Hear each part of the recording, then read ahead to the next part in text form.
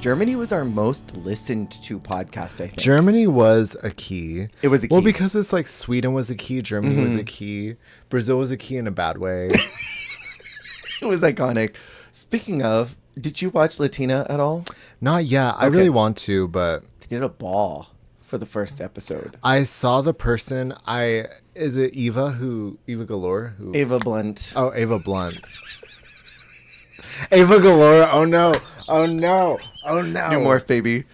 Where she had like the. Oh, yeah. Then, wait. Again? The double mask. Yes. That was cool. Abby kind of turned it out. OMG. Abby. Oh my God. I'm like really scared to watch her. She's actually, she was fierce. I don't want to perceive her again. That's so fair. I only watched the runway. I mean, I watched the whole thing, but like I specifically reacted to the runway. I heard that when Alexis came in, everyone called her Yolanda. I can't talk about that. You signed an NDA. I did not like her runway package at all. Her runway package was awful this week. It was really bad. Like, it was bad. And I felt bad. I hate Okay, that. but Tsunami turned out one of the coolest looks. Okay, Did you see heard it? Tsunami is the Miss Diva Pussy 2026. She had one look that was awful.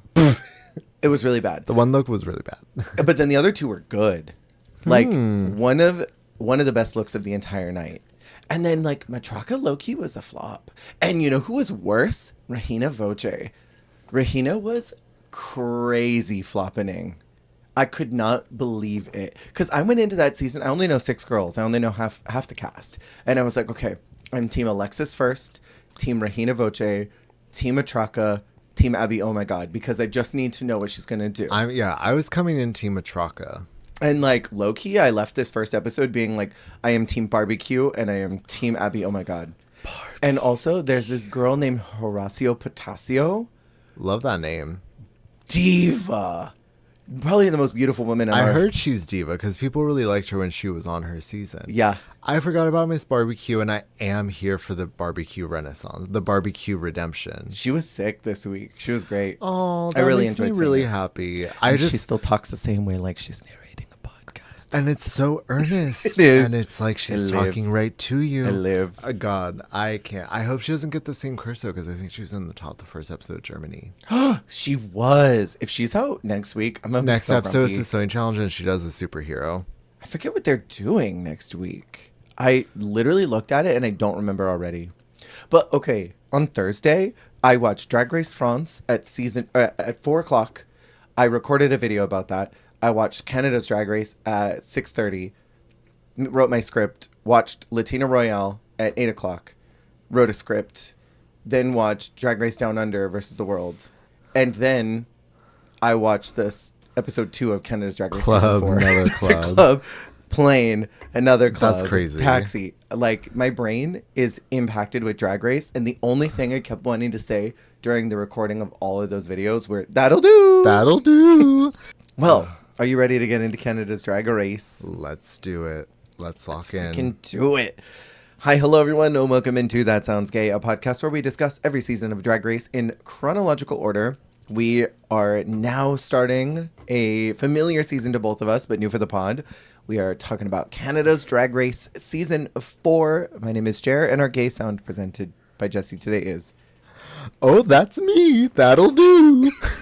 If it wasn't, that'll do. On the Sisi Superstar Super Extravaganza Spectacular. Literally. I would have been disappointed. The Sisi Superstar Super Special Super Talent Extravaganza. Episode title. Period. That literally, I told Jared before we started recording, I was like, this should be Sisi Superstar and Friends. And Friends. Because we're discussing the Sisi Superstar era of the season. This is the Sisi Superstar run. It's true. But like, okay, it sounds like we're memeing, but it's so serious. Like, Sisi Superstar, like you said in text to me, is lightning in a bottle. There is no one like her across any franchise. Like, as much as I stan people like Streamala, who were barefoot bitches on the runway, week 1, no one has done it like Sisi Superstar did. So chaotic, so just like entertaining and wacky and not serious, but so relatable. She is everything. Yeah. When RuPaul's like, drag is joy, drag is love, whatever, like, They're talking about Sisi They're talking Superstar. about Sisi. Like, I just, like, I don't know. That is just, like, she's such a hoot to watch. I feel like it contributes to the hootness of this season. Right. It's just having someone that you just, like, have such a great time watching and feel so invested in. It's like Vanjie, that first week, bringing them this catchphrase that persists through the rest of the season. Because I remember them saying that'll do quite a bit through the rest of the series. Yeah. I remember them saying it often. Like, Sisi is that girl. She is that girl, and she will never be forgotten. And we'll probably be talking about her for the rest of the season, too. Oh, for sure. Well, now that we've introduced her to our lore, now that she's made it down to the bunker, I feel like she will be referenced just like all the others. I was like trying to pick one. You were like Scandalove. A little Scandalove. Honestly, the first person I thought of was Pixie. I'm not gonna say which one. One of the Pixies. We have a regular that constantly is waiting for the Pixie mention. I just hate that one conversation, it ingrained her so deeply into my psyche after that like, ugh. But like, okay, I know that we're making like small blips in the Drag Race fandom universe, but like, for us to stan someone and then others to then follow along because they stan as well, like, is that not iconic that these random queens from these one-off franchises make such a deep impact? But then there are girlies who will not be named from the US Drag Race, like, don't even make a wave on our radar. I just think, like, I don't know. It's sort of like how autistic people find each other. Like,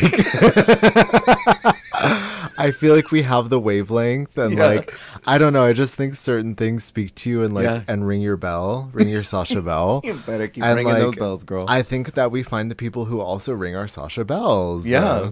Like Sasha, too. She had almost no time on the show, but she's so freaking iconic. Frisbee, who's also Jenkins. I love Frisbee Jenkins. Divalicious Supreme. I like Dee Dee. Like, moments like that. These are moments. So we are talking about Canada's Drag Race Season 4. We're going to talk about the first 2 episodes, and we're taking this one in small little chunks. So we are talking about Episode 1, the premiere ball. And this is the season that makes the biggest swing of all of them. Because, I mean, we've been going through a lot of series that have all been following the formula, have been on the rubric. They haven't changed the dynamic. And then Canada's Drag Race Season 4 rolls around, and they're like, so what if we do something different? What if we change the entire format? How did you feel about Brooke's like cold open? With her Brooke's facial like hair? weakest link, like 60 minutes. Like, I love this look. it was wild. It felt like something crazy was about to go down. I love that Brooke is in the most feminine puss suit possible. No shirt underneath, multi-textiles, and then just this crusty facial hair. Stop. She's trying to butch it up for the girl. Just a little bit. But I'm like, girly, you don't have to butch it up. We know who you are. And that's okay. I absolutely lived. But yeah, this takes such a huge risk on something that may not have worked. And this inspires seasons all the way down. I mean, doesn't España 4 start doing something different? They have a little Supreme doll. Yes, and I think like, well, in this also, I think the heart is very much like inspired by this. The Chippy Tea. Godlin. The Chippy Tea. Mommy View. I feel like there is something to be admired about how they are, so unafraid to take risks and incorporate new things and still keep it very Drag Race, but find a way to, keep it fresh, keep it fun without being like, we're going to introduce this one woman as a mole for 1 week and then take her away and you're never going to see her again. Or here's some random stupid episode where we're going to have all of you do a roast together and we're going to bring back Kelly Roller. Did you know in season 4 of France, they're doing something called the Golden Baguette? So it's at the end of each episode, it's like the heart. The queen that gets eliminated takes a golden baguette and they put it in a sleeve, like a little paper sleeve of the queen that they want to give it to for the next week. And I've only been lightly watching because I'm mostly only watching the runways. Yeah. But I think the twist is that if you get the baguette, if you're in the bottom, you can save yourself or you can use it to save someone. Gaggy. So it's like the heart. But there's no like if you have a half of one and then you get the other half, but then if you don't, it's just you either get it or you don't. Yeah. And I think that's sick. It's been interesting to see how it's been going. I do like stuff like that because Yeah. it does add another layer. Well, Drag Race is social. Drag Race has always been since I think right around season 9 is when things started to change. If you ever were to really look at it, because I mean they start casting girls, even season 8, but season 9 specifically. I mean they cast all of these queens that had stakes with each other and had story, and they're bringing in contestants that know each other, that are from the same house, that are families, because they want that dynamic to play out. Yeah. And the girls have been very resistant towards it in a lot of the seasons. And even in the US, they're very hesitant to do anything. But Canada's Drag Race, seeing that, is like, you know what? Let's do something with this. Right. And I love it. And the girls are picking up on it. This season, I think they're a little safe with the beaver. Next season, they get risky with the beaver.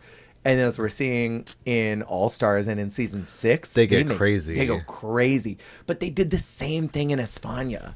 Those girls in 5, do you remember the week that Crystal Forever left her heart to Satine because she had no hearts? And all the girls were like, I bet that bitch Crystal is going to give it to Satine because she's got nothing and it won't be able to help anybody. And that's exactly what she did. Like, literally. It's sick. But I love that because Yeah. it's also like, I don't know, it's funny because it, like you said, it's the whole social dynamic. Yeah. And I think it adds like another level of like sort of drama and like, I don't know. Stakes. It's another talking point. That's what Yeah. I'm trying to say. Yeah. Like even what you're saying of like, oh, we know they're going to give it to that person. Like, I just think it's very fun that there's a little extra layer and also giving a little bit of autonomy to the queens. Yeah. I always enjoy that instead of them feeling like completely like they don't have any control over what's going down. Well, and Van was talking about it in my interview with her that Drag Race really felt like there were no producers that were trying to like get them. And I've heard other people from Canada specifically saying that they don't feel like production is out to try to make something happen, even though it seems like that sometimes on TV. In the moment, it doesn't feel that way. Where you hear the US girls talk often about how, oh yeah, we knew that this person was going to win as soon as this challenge happened and we saw the result. Yeah. Like I just saw a video of Candy talking about, I think it was Monet, saying that as soon as Pangina showed up, they all knew like, oh, Jimbo's winning the whole thing. And so it's like in the US and specifically here, I think they all know. But then in other franchises like here in Canada, I don't think it's as manufactured.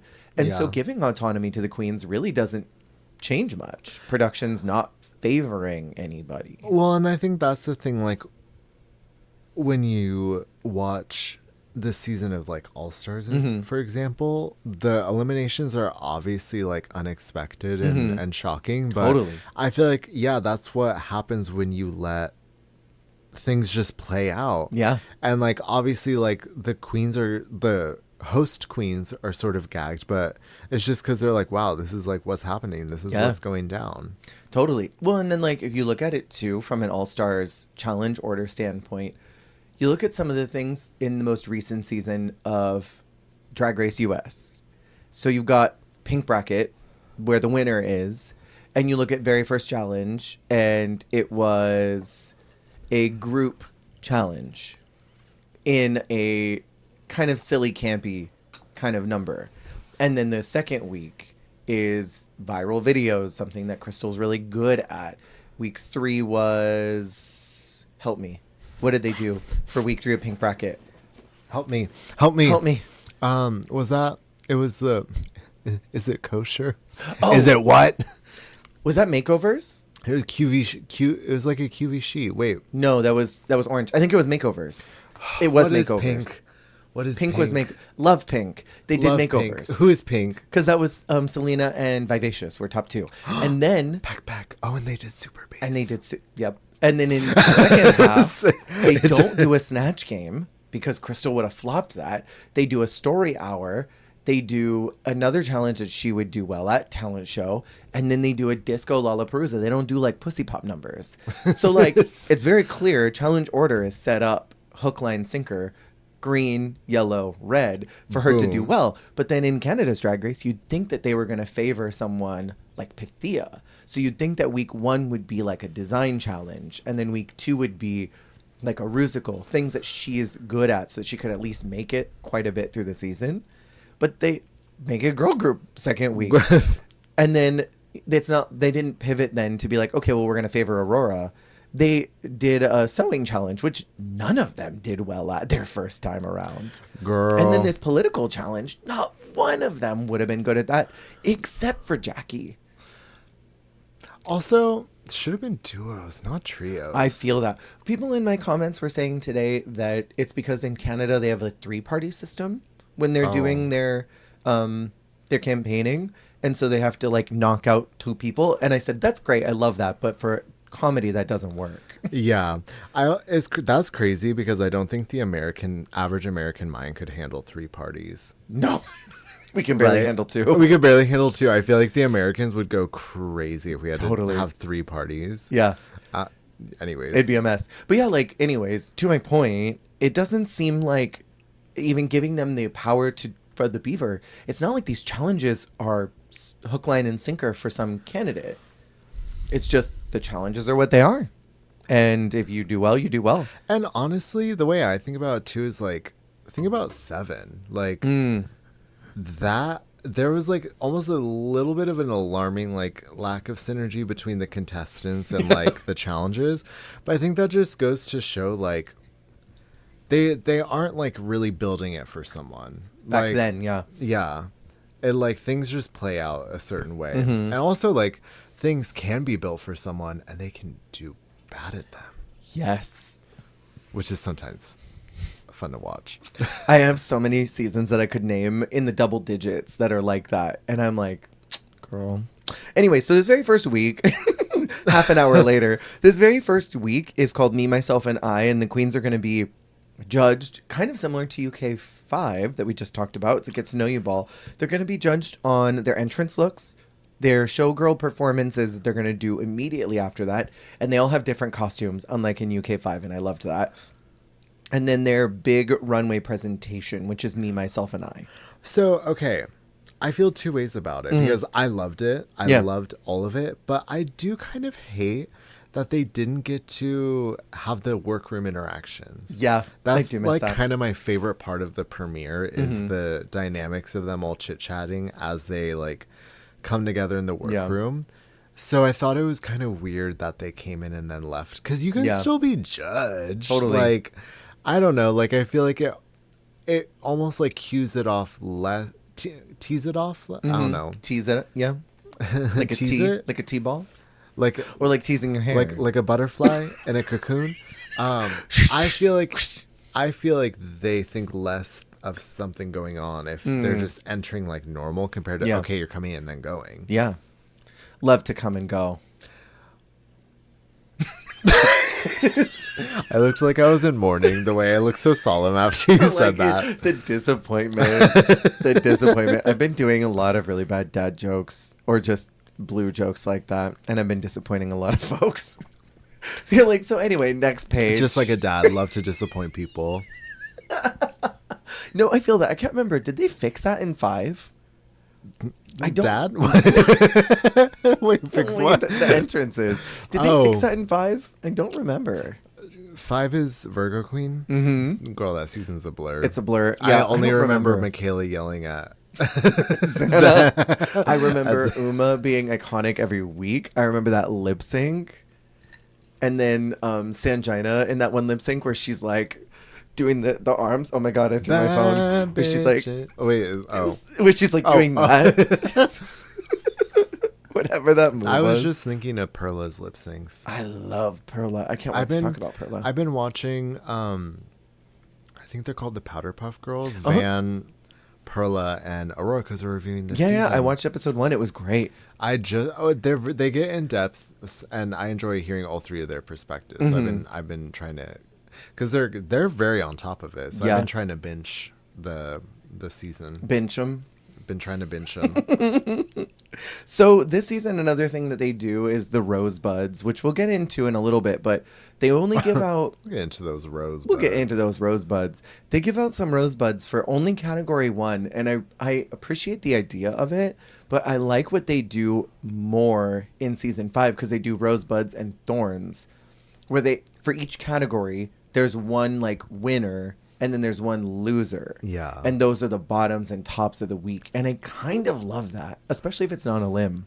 Yeah. Well, okay, especially, yeah, because that's almost like, I want to say it's guidance. Like, it's a guidance to get a thorn. But, like, if it isn't on a limb, I do feel like getting, like, negative critiques openly is a good thing because it can really, like, help you course correct. Yeah. I mean, I will say, knowing what the tea is, Melinda being in the bottom, like this first episode, she was robbed. I just think like obviously she goes on some sort of journey of growth from here on out. She so, does. You know, maybe it helped her kick in a high gear. Perhaps. So we start out the workroom with Venus coming in and saying, they say men are from Mars and women are from Venus. You know, I have a humongous personality, and takes off the skirt. Great wordplay. Great entrance line. Hilarious. Gorgeous Very funny. woman. I am obsessed with the hair. I love that hair on her so much. That scooped back with that hot pony and then that big ass bang. It's so good. I love it. There's something about some of the choices she makes with her styling that are very like, it's a little mix of like realness and like supermodel and like, I don't know, like I could see her in this hair in like a black like dress, like like on a runway or something. Like I don't know. It's also like it's very like retro, like girly in a rom-com, or like I don't know. There's something kind of mod 60s like sci-fi about it as well. Just every reference. It's literally everything, but like it's also cheerleader, it's 90s. There's so many cool references in here. My question is, do you think this was top 3 for entrances? So like let's both give out rosebuds at the end of this for each category. Let's do that. Yeah, yes, but I will say I was confused. I love Venus. I think she's a superstar. Yeah. I guess like I love the reveal of like, hey, I don't tuck. But like I like the shape of it itself, like the super high hip. They loved it. I don't love the cut of it personally. Sure. Yeah, me too. But I don't like that it comes right up to the bust. I actually liked it more with the skirt, dare I say. I did too. But anyways, let's do a rosebud and a thorn for every category, but only one. Okay. So think about it for each one. So then her performance, she comes out in this flapper situation. Yeah, She was very fun. And I thought it was great that she did something that was so different. A lot of the other girlies were like, I'm going to do a high energy dance number. And she's like, I'm going to come out and like be a cool little flapper. Yes. Well, and especially that because I think a lot of them went like Vegas-y kind of vibe, or just like stripper or like hot girl. Yeah. But like hers being very like OG, like glamour showgirl vibe, but it wasn't the most like revealing, but it was very sexy. Yeah. I loved that green. It was giving me Miss Scarlet and Clue. Ooh, yes. And it's like, it's like the cut of it, like this, it's like one of those things where it's like a very like not, I mean, it does have that slit up the front, which is sexy, but like the length is, she's so covered up, and I kind of appreciate how you can be so like sexy and like alluring with so much like not showing. Yeah. No, I feel that. You know what? I'm going to call it early. I'm giving her my rosebud for category 2. I love her look, and I thought her performance was really stunning. And so then we have the me, myself, and I look, and she comes out in this gorgeous cherry red. Super cool. Okay, also the through line, blue, green, blue, green, boom, red. But like, I like this like the strong color story moment. Yeah. I was gonna say primary colors, but those are. I always think green is a primary color. I need to go back to school. It is in light theory. Okay, well, I'm thinking in light theory. In light, catch that tea. You know how it's RGB. Roy G. Biv. RGB. RGB. Red, Okay, green, yeah. blue. She's giving it red, green. Sorry, I'm sorry. Green, blue, red. She did BGR. Yeah. She did blue, green, red. But I quite like that. I think it's very powerful, just like solid, bold colors. She's giving the stones in Ocarina of Time. Yeah, the fairies. Yeah. Oh. What? Excuse your mouth. Not the Tammy Brown. This look is very cool, though. I think she felt very dope in it. I loved how she lip synced in it. Yeah. Like the way she moved in it. I love the spinning hat. It feels very like video game or like animated. Like it's just such like a strong like POV in terms of like the sort of spirally design of it and the fur. I really enjoyed it.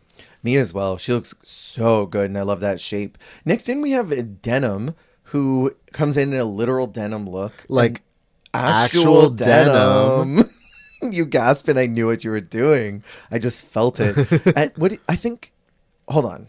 Backtrack. Strike that. Reverse it. What do you think about the Sailor Moon hairballs? I like Dee Dee. I like the hairballs. Okay, me too. I was just curious what you thought. Because they're very different. I've never seen this on Drag Race. They are very different, just like Spain. But how can denim be different if Spain is different? Denim is different. I like the like blue sort of like swirl of color, like sort of like a cotton candy mix. Did you ever get those bouncy balls from the machines? Those 12. It's very that tea. Yeah.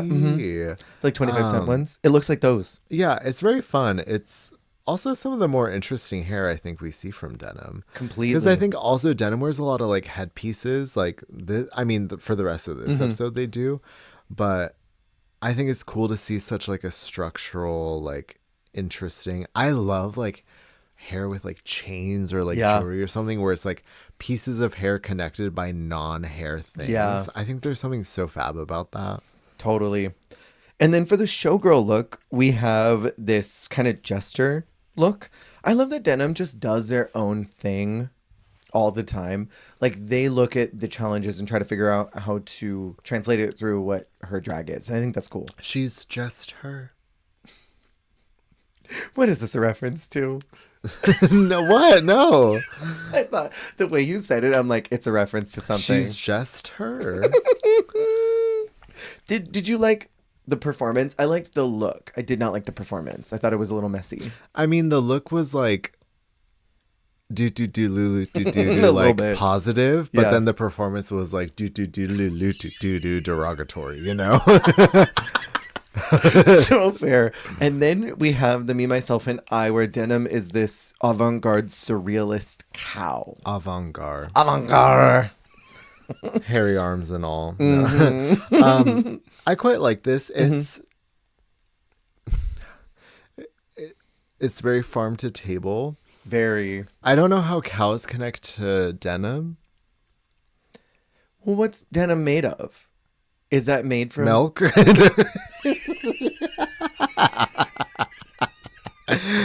it just cotton? Am I tripping? The touch, the feel of cotton, the fabric of our lives.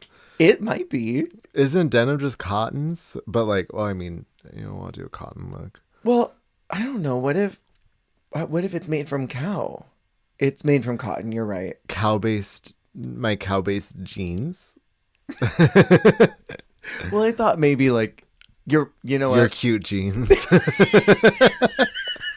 Maybe it's just like, maybe she just wanted to do this fun farm quilted look and was like, you know what? I'm going to add a cow on this. Well, I mean, people on farms wear denim. Sure. So she is giving the farm denim vibe. We've seen so many cows for a premiere look. What is that? I don't know. People just want to show that they want to be milked. Maybe it's like advertisement. Talk about a first impression. Yeah. Come and milk all this out. I don't know. I don't have a clue. The stutter was crazy.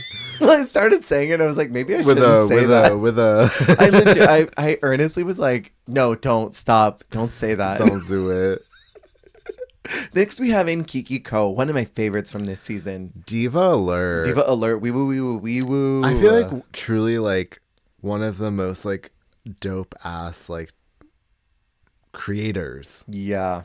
in the franchise. And like I think there's someone who like I don't know, I think of someone like Q who I think Q has their moments where they really like broke through, but it's like obviously like the brilliance of your mind is in creation, and it's like I appreciate you like rising to the occasion to meet everything else, but it's like I just appreciate like how much of a like strong creator. I mean, even Pathia is like that. Totally. You know? Did you see Where her it's look for Lavender? Yes. Oh my God, I died. So it's one of those things where it's like it's not that you're not good at other things, but it's just like that's the bummer of Drag Race is like you don't really get appreciated enough when you're just like a dope ass designer and like a dope ass creator. Like same with like Utica. Totally. And it's like, yes, you can be funny in challenges and you can be like rise to the occasion and be good, and it's like that's awesome. Yeah. But I hate that like because of how the show is, like you have to do that and you can't just like be someone like her who literally makes like the most dope shit. Yeah. And is just like her brain is cracked. And makes a lot of stuff for the current girls too. She makes her and Kitten make a lot of stuff for the current girls. Oh my gosh. The girl who designs for Brooke, I'm forgetting her name. She was Suki? just a judge. Suki. Suki Doll's Suki a as great well. example of that too. Like literally like she is a genius, and like her genius is in designing and sewing. Right. And it's like just because she didn't like do amazing at all other Drag Race challenges doesn't mean she's not like a superstar, you know? Yeah. A Sisi Superstar. if you will. Well, it's like the talent that they cast on Canada's Drag Race is so next level. And it makes my mind blow that these queens get on a season in front of Rue and they don't go very far. Lemon, Jimbo, Melinda Verga, there's been another one. Pythia went pretty far in global, but like you get these girls that are from Canada that are so mind-blowingly talented, and then Rue's just like, okay, next. Where's the funny girl that's loud? Where's this season's twink? I need them. I need my twinks. Stop. Too real. So like, I love Kiki. I would love to see her on Station Royale. I would die if she got on Station Royale. That would actually be quite stunning. I mean, like, if just for her runway package. They could cast entirely for Station Royale from Canada. I mean, she's one of those girls that gives like all-stars level runways, like Totally. right off the bat. Yeah, and I really like this latex with the belts and everything. This belty harness, it's so cool. And this was right before this style of harness started getting really popular. Kiki was ahead of her time because this is insanely popular now. Yeah, I'll say it's probably my least favorite of the three. Sure. But that doesn't mean much because they're all very impressive. They're so good. For her showgirl look, she does theatrics incredibly well. Yeah, I love also the pink and black. Like I love that it's not like a bright like flamingo pink. It's more of like a gothy kind of like saturated pink with the black. Yeah. And very this gorgeous beading that she's got connecting from her wrist to her armpit area. Yeah. That's so cool. That's dope. Yeah. Well, and with you, what you said just now about like very like good performance, like I feel like beyond like the professionalism of her looks, like very polished looks, but I feel like she does give very polished, like she knows what she's doing, like on a stage, entertaining, like just very together. And she's extremely charismatic. Yes. I love Miss Kiki Ko. And then for her Me, Myself, and I, she's got this beautiful pearl look.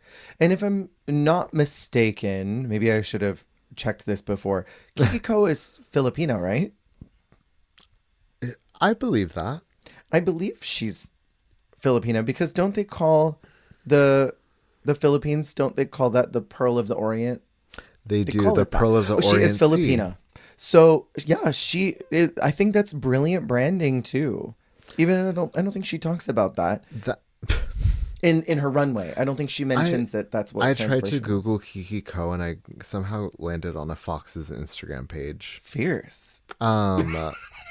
Kiki the Ko Fox. is Kitsune spirit. Stop.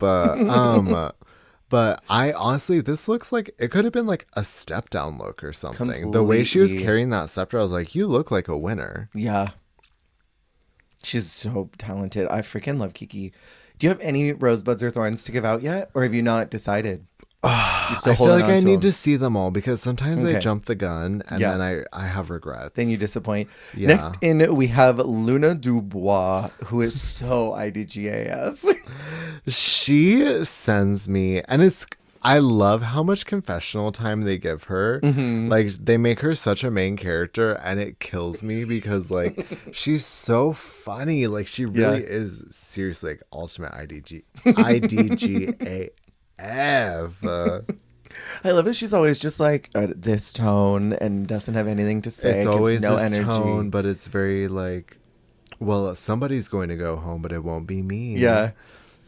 She makes me kind of sad this season because hold on, don't laugh. I'm not being shady. She says, I think it's next episode when she's trying to plead why she shouldn't be in the bottom. Yeah. She says in her confessional something about her childhood being rough and she did all her crying as a child. And that like I sat there again and it broke my heart. That was very sad. I'm like, girly, you have so much pain from your childhood. You cried then, so you don't do it anymore. I'm like, ugh, as a crybaby. I'm like, that's rough. That well, because sucks. she's Nigerian. I believe so. I Yes. believe I can't remember if she is like if she also immigrated with her parents or like I don't remember or if her they had whole her story. in Canada. But I I don't mean, remember. regardless, I feel like that is like she obviously like was raised like with like a lot of like love but also a lot of like difficulty, it seems. And she's come out as like a very poised human, and it's very fabulous, but it is also very funny. I mean,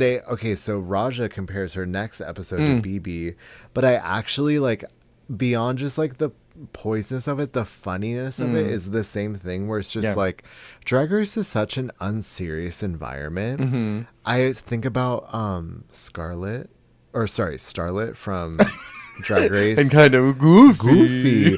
I think about someone like that who's just very like poised and fabulous, and it's like that is glam. Yeah. But when you're on something so hardy hard as like Drag Yeah, Race, like totally. it is so like hilarious to see someone in that environment because Totally. it's like, girly, like you're way too glam for this right now. Like they're about to like make you the fool. Totally. And then for her showgirl look, she looks so intense and dare I say bored through the entire performance. She looks like she doesn't want to be there. And there's something kind of fab about that. Like, I guess I'll do this challenge. There's something very sexy about not wanting to be there. Totally. You don't want to be too earnest. I do love the approach of doing like a gown for like a sexy showgirl moment, you know, like instead of like a bodysuit, something more like show it all, like having kind of like a Marilyn Monroe gown moment almost. Yeah, totally. I do love that. And then for me, myself, and I, she has this black mugler concept that she's worn. Yeah. She looks super cool and matrixy, but it's not very exciting. I don't remember who said it. I mean, I think multiple people said it, but I think black as like all black looks don't translate very well on TV and on Drag Race. I think in person I would be really mesmerized seeing her. But like the runway lighting on Drag Race, girl, like forget about it. Like you're lost in the sauce. Drag Race in general isn't very conducive to monochrome. Yeah, no, that's true. I think this would eat in a photo shoot or something, but like even just in the photo of it, like I'm more like distracted by like the lights behind her and stuff. Yeah. Like it's so hard for all black to translate well, but Mugler is always a win, and like she looks like great in it. But yeah, you know what I would love to see on this, and it's so overdone, 100,000 safety pins. Come on, Discord. Just to have a pop of something, it needs texture. And I would love to just see like safety pins all on the shoulders, coming down the arms. Well, because I get you on the texture, because the shiny black against the matte black is the thing that helps me notice it the most. Totally. So at least she has two different fabrics there to help break it up more. But I agree. Like more texture definitely would help it like pop more. Totally. And then next in is the queen for the season. The one worth talking about is Sisi Superstar giving goth Jimbo with her walk. She like comes in the stiffest with these giant breastplate shoes she could barely walk in and just being sickening. The queen of Halloween. Yes.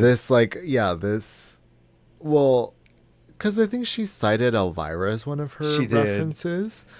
And I feel like this look is very that, like very vampy, campy, ooky spooky. Like, I love it. I love her.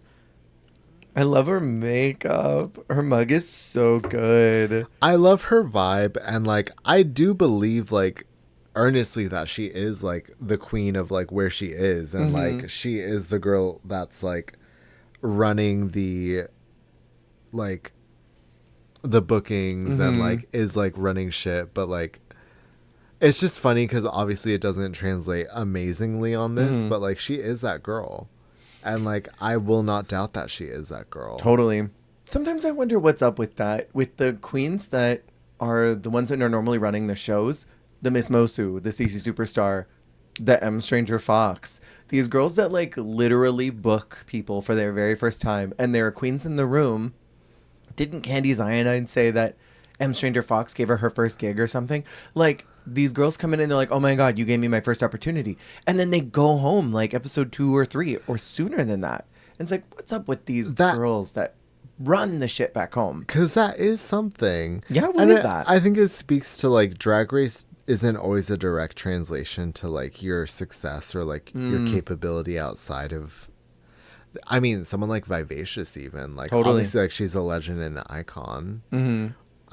Kelly Mantle. Kelly Mantle. You know what it is? I think maybe it might be that professionalism of, like, the business side of drag and the way that your brain works with trying to manage shows and manage people and dynamics and all that. Maybe something about that is just too rigid to connect those pieces to Drag Race. Like that thing that makes you business smart is not what makes you Drag Race smart. It's like being street smart versus book smart. Fair. You know? Well, I mean, Something like that. yeah, no, I get that. So then for her showgirl look, we have to talk about this. I feel like because it's so much more than just the look. It's so much more than this. It is a performance from start to finish. It is literally like oozing excellence of From like start to finish. It's everything you want in TV. And like it's the thing is though, like she leans into it and like she embraces it, and I feel like she's like, yes, this is like part of like my character and like who I am, and like I love that because it's one thing if you're like, if it was like Luna, and she was doing that, I'd be like, girl, this is the fool. But I'm like, girl, this is the fool I live. And it's just like, I don't know, like you're already like a funny, like weird, sexy devil. So then you're like, yes, you better bonk your head on that lamp and then like fall over and then your boobs fall out. Like, and then I vomited. Like, it's crazy. The best part is that the music cuts and it flashes to the judges like taking it in. Brooke tries not to outwardly cackle and just holds it in. And Tracy like turns around to like look at probably production and be like, do we need a medic out here? Like, is someone coming to help her? Are we supposed to like address this? I don't think I said this earlier. This is so hateful. But when they brought out Brad and Tracy. Yeah. Brooke kind of looked like the hybrid between them. Totally. Because it was like we had like buff, like gay, and then we had like Catwoman. and then we had like Brooke right in the middle. And then we had buff like Catwoman. Buff cat. Yeah, literally like buff and plucked. Like it was crazy. I was going to bring her up after we talked about the queens because I want to talk about the work. The work. But yeah. Once you work. Nothing will ever beat the iconic chaos that Sisi Superstar brought to this season. It's such just a moment. in that intro of her being the most bombastic character that has ever been on Drag Race.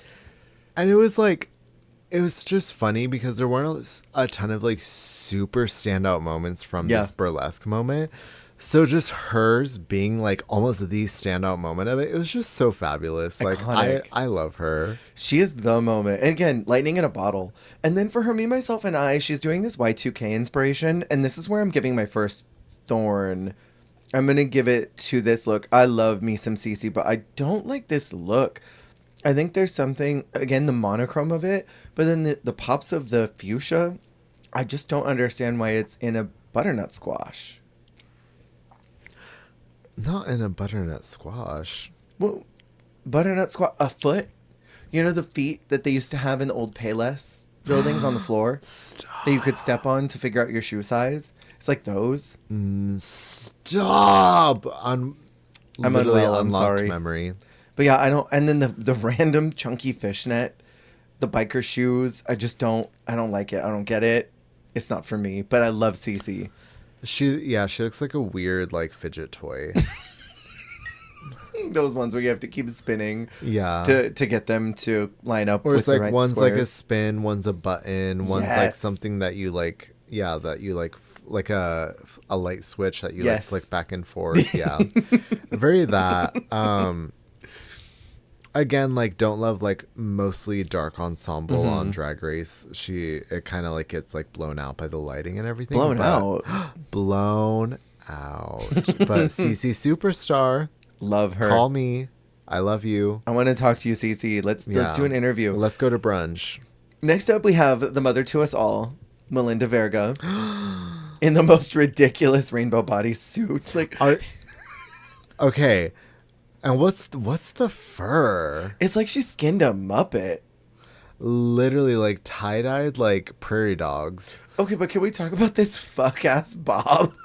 Fuck ass Bob. This is the realness. It's giving like the only woman on earth. TLC to Food Network pipeline. Like she was a TLC reality star and then she got a Food Network show and now she's like making like $15 dinners on Food Network. On the And Sandra Lee. Sandra Lee's $15 dinners. Oh my god. Rachel Ray used to have a show called $40 a Day.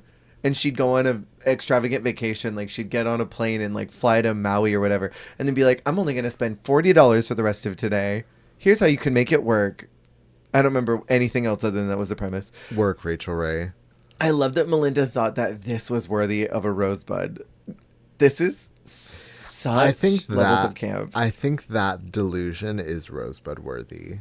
You're so right, though. I mean, to be a drag queen and to be in the entertainment industry, you have to believe you're that bitch. No matter what. Yeah, well, especially because, like, I don't know. It's sort of a career path that is met with, like, resistance. Mm-hmm. So I feel like you do need to, like, be a little unshakable in that regard. And then for her performance look, her ability to perform is unmatched in this room.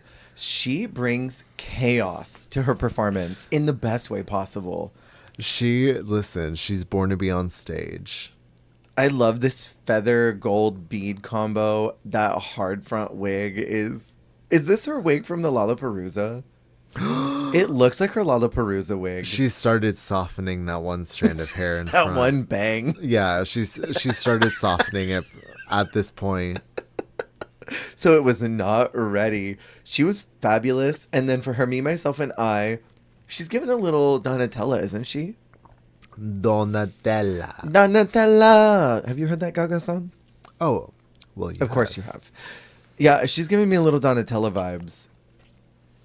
I don't like the dress, though. I was going to say, I also don't like how the earrings look like weird, like donuts or something. Yeah, they look like Simpson donuts. Not the Simpson donuts. Like purple. Purple Simpson donuts. I don't love the dress. It's just so simple. It's so like season 2 of Drag Race. It is very season 2, the Kids' Choice Award that they had to do for the ball. Kids' Choice Awards. Do you remember they had the ball? There was like, Oh, what were yeah. the 3 categories? I swear know one what was you're Kids' talking about. Choice It or was something. literally like Teen Choice Awards. Teen You're right. Choice Awards. Yeah. It's very that. Teen Choice Awards. It's giving season that, 2. but it's also giving the second episode when Raven and Nicole and Pete and Nicole Page MPGFAG lip synced. Sorry, I had to get it right. Nicole Page Crooks. Nic- You said GNPG. NPG miles per FAB. gallon. MPG FAG RBG And then PNP. Sorry. ABC. Next we have Kitten Caboodle. Okay. So speaking of NPB FAG, she said very recently that she was the oldest competitor on Drag Race ever at her age. I think Nicole is like 52 or 53. Kitten Caboodle is 57 here. Okay, I was wondering that because when she said that, I was like, I feel like Kitten is older. She definitely was. I love me some Kitten. I love Kitten Caboodle so much. She posts on Instagram almost weekly with Miss Mosu. And it is the highlight of my week, waiting to see what the Miss Mosu Kitten Caboodle dynamic is going to be for the week. I love it. I love her. I wonder, she's one of those people where it's like, I wonder what you're like in your day-to-day life. She seems like a hoot. I mean, sort of like Mrs. Kasha Davis, where it's like, I want like to see like you wake up, like what's your morning routine? How do you go about your day? Like she feels like the kind of girl that says good morning to the neighbors. Totally. Like, she just is such a sweet person. And okay, so you mentioned how the beaver this season was kind of tame. She kind of got it popping. Absolutely. Spoilers, she's the first to use the beaver next episode. But I feel like Mother Judicial, like Judicial Judy say. Yeah. Like, I feel like she... Judici Johnson. I feel like she sort of, like, did set that example, being also, like, a mother to the group and being the first to use the beaver. But I do love that she... Okay... What is that? I feel like, okay, well, I will say it's been better nowadays. I feel like the newer seasons are a lot better about embracing the elders. But like, I hate when the season like feels like a young versus old energy or something. And I love when it's something like this where it's just very much like the younger queen's very embracing and like warm towards someone like Kitty. Kitty Caboodle. Kitty Caboodie. Kitty Caboodie is brain rot. Stop. Sorry. I'm ruining everything. Kitty Caboodie being very like, oh, like she's our auntie. Like she's like, I don't know. Like I just love the very warm energy towards her versus like seasons where it's like, how old are you? Honestly. Or like, I don't know. Sometimes it's sort of like, listen, you stupid old person, stop talking with your old people or thoughts. just like, I don't know, the young mentality of like, oh, like I know better I don't want to do how the old queens do it or like whatever. Like, I don't know. I just feel like this season had such a respectful vibe. Like there's a trans man, a trans woman, there's someone over the age of 50. Like, I just feel like there's such like a mix. There's a two-spirit individual. Like, there's so much like intersection of like viewpoints and like lives lived. And I loved it because everyone was so respectful and so kind and brought a lot to the conversation. Yeah. Including Kitten. Including Kitty Caboodie. I love that moment. In I think it's episode 2, she is talking, maybe it's this one, she's talking with Girlfriend Experience and they're talking about gender and trans girls always being at the heart of drag in the 80s and all that. And there's this moment where Kitten has this learning moment with the two of them, with Girlfriend and Denim, and as they're talking about it, Girlfriend just like grabs Kitten's arm like very lightly, not in a Morgana way, just like grabs it and is just like you know what I mean, the Morgana way, grabs her arm and just like shakes her arm like, yes, I love that we get to have this conversation. And like smiles at her in this genuine way. And it was so beautiful because it's like to what you were saying, there's so many times that it feels like old versus young, where it's like these young queens are like, I don't want to do it like you do, you stupid old queen, like stop talking to me. We know better than you because we're young and we're more educated now. But it's like there's so much wisdom in the age and there's so much that comes from that seasoning of people being in a entertainment field for so long. And I just love that they embrace Kitten and are just like, yes, we want to hear what you have to say. We want to learn from you and your perspective just as much as we want you to learn from us. I think that's great. Yeah. And then for her showgirl look, that Edna Mode hair is frying me. I can't with it. She literally looks like pink Edna Mode. Stop. I cannot with it. The performance was fine, but the look was you know what? It's also giving me a little Danny DeVito too. I really do hate that hair though. I hate that hair so much. I hate that there's the outer part and then the inner part. And then these like boy band waves over it on the bang. Like, what is that? I hate it. Kitten makes everything she wears. And so I think that's extremely impressive that she made this. Had there been a slightly better hair or like a pony or something, this could have been sick. She has such like, I don't mean this in a shady way. I just mean this like directly. Mm-hmm. She has such like default drag queen styling, like, and POV, like in terms of like the fabrics and stuff she chooses. Mm-hmm. She's a great like seamstress and stylist, but it's just like, oh my gosh, this is hilarious. Like, like the fabrics for this look, the fabrics for her last look, like of course you would use that holographic. But it's like with someone like her, I don't mind it though. Totally. You know, like it's more annoying on like, I don't know, like a pageant queen in like their early 30s, but like on her it just makes sense. Like, yes, this would be the kind of like looks that you'd be serving. Like I'm not expecting her to be like giving like what Aurora is giving or someone else. Like these kinds of vibes and textiles and looks very much make sense for a queen like Kitty Kabuti. I think with older queens in particular and their styling, especially ones who have been doing it as long as Kitten has, they've done the conceptual looks. They've done the skimpy bodysuits. Right. They had their heyday when they were doing drag when they were 22 years old. You know, like they've put in the work, they've put in the effort, and now they're older. They want to do something that is a little more demure, but they want to have something sparkly and loud. So they make a cute mermaid dress with a little asymmetrical hem. They add the generic drag queen fabric, but they can do it because they put in the work. Yeah. It's like you get to wear the comfy clothes and to not have to do something like a 100-pound wing that you come out in that's got 1,000 rhinestones on it and then a headpiece that touches the roof. Like you don't need to do that. You've done the work already. No, that does make sense. For me, that's my thought. I get you. I like this look. For me, myself, and I, it's very cute. This looks like the queen that would walk out to like Alaska's Hair, and that's their intro to emceeing, and they're just holding the mic, and they stand there, they're barely lip syncing to Hair, and they stand in the middle of the stage, people are throwing money at them, and they're like, how we doing? Okay, but there's also something so old school drag about walking an inanimate creature as a pet. Yeah, totally. Like that is just so puss. Like, it is. Yes, here's my little doll of a dog that I'm going to like shake on a stick and pretend like I'm walking it. Totally. Do you remember at the magic shop they would have the like invisible dog collar? Yes. I feel like someone did a runway with one of those. I can't remember. You're probably who. right. I feel like it was like Vivian or something, but it's like the floating Vivian collar. Panay. Vanderpuss. Not the soup of the day.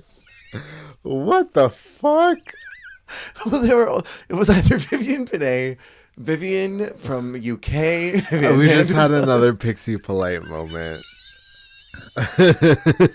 Sorry.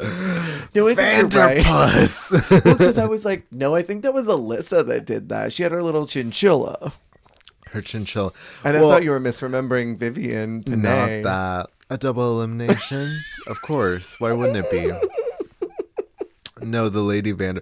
Oh my god. Okay, no. That's the next episode. Episode. Hold it. I feel like that's an insult to her. Anyways. I feel like that's an insult to her. That was so funny. Next in, we have Nira Nuff with both Baby Bell nipples coming out. Okay. Both of them. It's crazy watching her on All Stars. Like, I really forgot. She is so baby, so newbie queen, so green. Yeah, but so womana. But so, like, girl, I love you. Yeah. Like, you already got it. And, like, I hate to say this because we don't speak of her name anymore, Mm. but it's very much giving me Shh Angela from season 3. Oh, yeah. Where it's like, it is a little unpolished, but like the star power and charisma and like, obviously you have it. Like she's locked into like, she understands when the judges speak to her, like she speaks their language. Yeah, totally. But it's just like, she's not fully achieving it. But like, totally. I see what you mean. It's in just, a door. I mean, yeah. But I feel like she like is a little more particular. Oh, well, totally. Well, it's like, funny because she's got like that star quality. Oh no, yeah, totally. And like she's not fully there yet, but it's just funny because I don't remember her being so green, I guess. But like it is very endearing because she obviously understands what she should be doing, but isn't fully delivering it. Yeah. But like, she's a dear. Something that I've noticed about Nira on both seasons, because to your point, I don't think she is that green as the season goes. Nira is someone who, to me, is someone who gets into a new scenario and takes a little bit of time to reboot. Because even on All Stars, she came in that first week and was just like, what are you doing? And then we got into stacking cups. And then we get to week 2 and she's like, right there. She's in it. From the moment that episode 2 hits, from the moment they get into Untucked, she's back in the game. So like Nira's someone who I think takes a little bit of time because her entrance look is cute until her tail falls off. And then her face where she's just like, oh shit, do I get another one? Do I do another take? I know. And that's the thing is like, I think she was kind of defeated. To her performance look, having her panties out and no bottom, and she didn't even change the look at all, which like, I get it. You probably didn't have any other options. But then as soon as that's over, she's in it again. Yeah. Because her runway, her Me, Myself, and I, I'm skipping ahead right now, but her Me, Myself, and I is perfection. It's super cool. And like, and so it is a thing where it's like, it shows that she does have it. And it's like her entrance look was good until the ribbon fell. And it's like her middle look would have been good if the other piece had come. Like she was saying it didn't come in the mail. And then like her third look is good. So it shows that she has it. My only thing, okay, this is just a general critique because several of these women did it. She did it too. And she's a great dancer. So I can't say anything because she's a better dancer than me. I hate, this is kind of my like exhausted waitress. Like I hate when they do that move where they have a pole and they just like squat and like stand and like they're like, oh, like jerking off the pole. Yes. And they're like jumping up and down because like that the point of that move is you're essentially twerking. If you have a butt, you're making your butt jiggle because you're jumping up and down and you're making your body jiggle. Totally. But when you're like wearing foam or you're like fully covered, you're literally just like jumping up and down, like breaking your knees and like jerking off the pole, like you're saying. That move low-key drives me crazy. Does it drive you nuts? My 2 least favorite moves are that and I don't even know what to call it. The seizing dog when like someone's crawling and like they're gyrating. Oh, I know what you're talking about. Not when just like this, fours, not the sexy crawl, but specifically like the horizontal crawl across the runway where you're like crawling on beat and like twerking, humping, like gyrating. About the seizing dog. The seizing dog. Or like the cat trying to throw up a hairball and you're like, no, go to the kitchen. Do it on the tile. Do it on the tile, Don't please. do it on the carpet. Yeah. Very that. That's such a cat thing. Like, why do you have to throw up on the rug? Literally, why are you looking for the soft stuff? Like, why throw up where you can throw up and I can clean it up? Why are you looking for like the hardest thing to throw? Like the most like time consuming thing for you to throw up on? Mason does that every freaking time. He'll be in the kitchen and then he'll go, I have to do it. And then he'll run to the rug and then go to another one to finish the job. Let me find the high pile carpet. Let me find the rug. Let me find the pile of clothes. I need to throw up on that, not on the flat tile. Not anywhere where I'm at right now. It's got to be somewhere else. Exactly. But yeah, no, I think her Meet Myself and I'm giving my other rosebud too because I haven't given my third category. Okay, because I was gonna say is it a rose and thorn for all 3? Yeah, right now. Jesus. I have no rose for category 1. Venus has my performance, and then Nira's got my Me, Myself, and I. And then my thorns, Melinda has my entrance. I have nobody for performance yet. And then Sisi has my runway thorn. But yeah, this is so good. I love the graphic nature of this graffiti jacket. I love that it's multicolored, that there's the black, the white, and then all the print. And then this cool ass lace bodysuit. Oh, it's everything. Bodysuit. Bodysuit. It's so good. This is everything to me. Yes. This is quintessential Nira to me. It's dance, it's performance, it's kind of street. It's everything. It's every woman. She's every woman. It's all in her. Mm-hmm. And then next we have Aurora Matrix coming in the coolest shingle dress. Okay, they were shading this. They hated I this. fucking love this dress. It's getting my rosebud. Rosebud. Rosebud. Rosebud. Rosebud. Okay, yeah, it was low key pissing me off because they were saying it looked like ceiling. What's the word? Thatching or whatever. Like ceiling It's tiles. like shingles. But Shingle like house. it looks so dope. It's like, so cool. The mix of like that sort of like armory, like intense, like it gives me very I keep wanting to say RPG. Oh, She yeah. looks like an RPG video game character. Or Yeah, something. main character, not even an NPC. Completely, yeah. And like I don't know, the mix of like the hard like leather, like armory, tiley like textile with the soft material. I was also thinking about giving this my rosebud. The only thing I don't like is the gladiator shoes because I hate duck toes. I hate duck toes. Okay, yeah. That's a shoe that I don't think I would ever wear if I was a drag queen. But that's also just because, like, girl, it would look crazy. Like, good for you for having a feminine enough foot to have all that strapping up and down. But, like, that is just, like, that is not the vibe for Category me. is feminine feet. I would rather, honestly, like, girl, just wear a boot. Like, I don't Totally. give a fuck. Or even just close the toe. Just, yeah, Find a honestly, if closed-toe she just wore a gladiator shoe. brown boot, like, I would have been okay with it. Here's my only problem with Aurora, starting Okay. here. Okay. She comes in and says, I'm baby. And I hated this Gen Z phase. Thankfully, it's I faded. forgot about that. This was I solidly also- 2023 to 24. People were like, I'm baby. Shut up. You're She said that, 25." and I also she said that, and I also had like war flashbacks to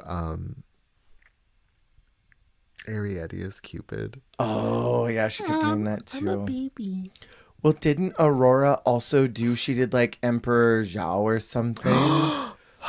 She God, did an wait. emperor of some kind in her Snatch game Girl. and was like, oh, I'm baby the whole time. Because I remember when Girl. Ariadne did it, I'm like, Aurora just did this and I hated it. The Gen Zers loved that I'm baby thing and I hate it so much. I'm like, I know. I empathize. I also went through COVID at the same time as you guys did. I know that my brain was fully formed by that point and you guys were sabotaged, but stop it. Literally. Please okay. stop. Also, by the way, I haven't given one out. I'm gonna give her my rosebud.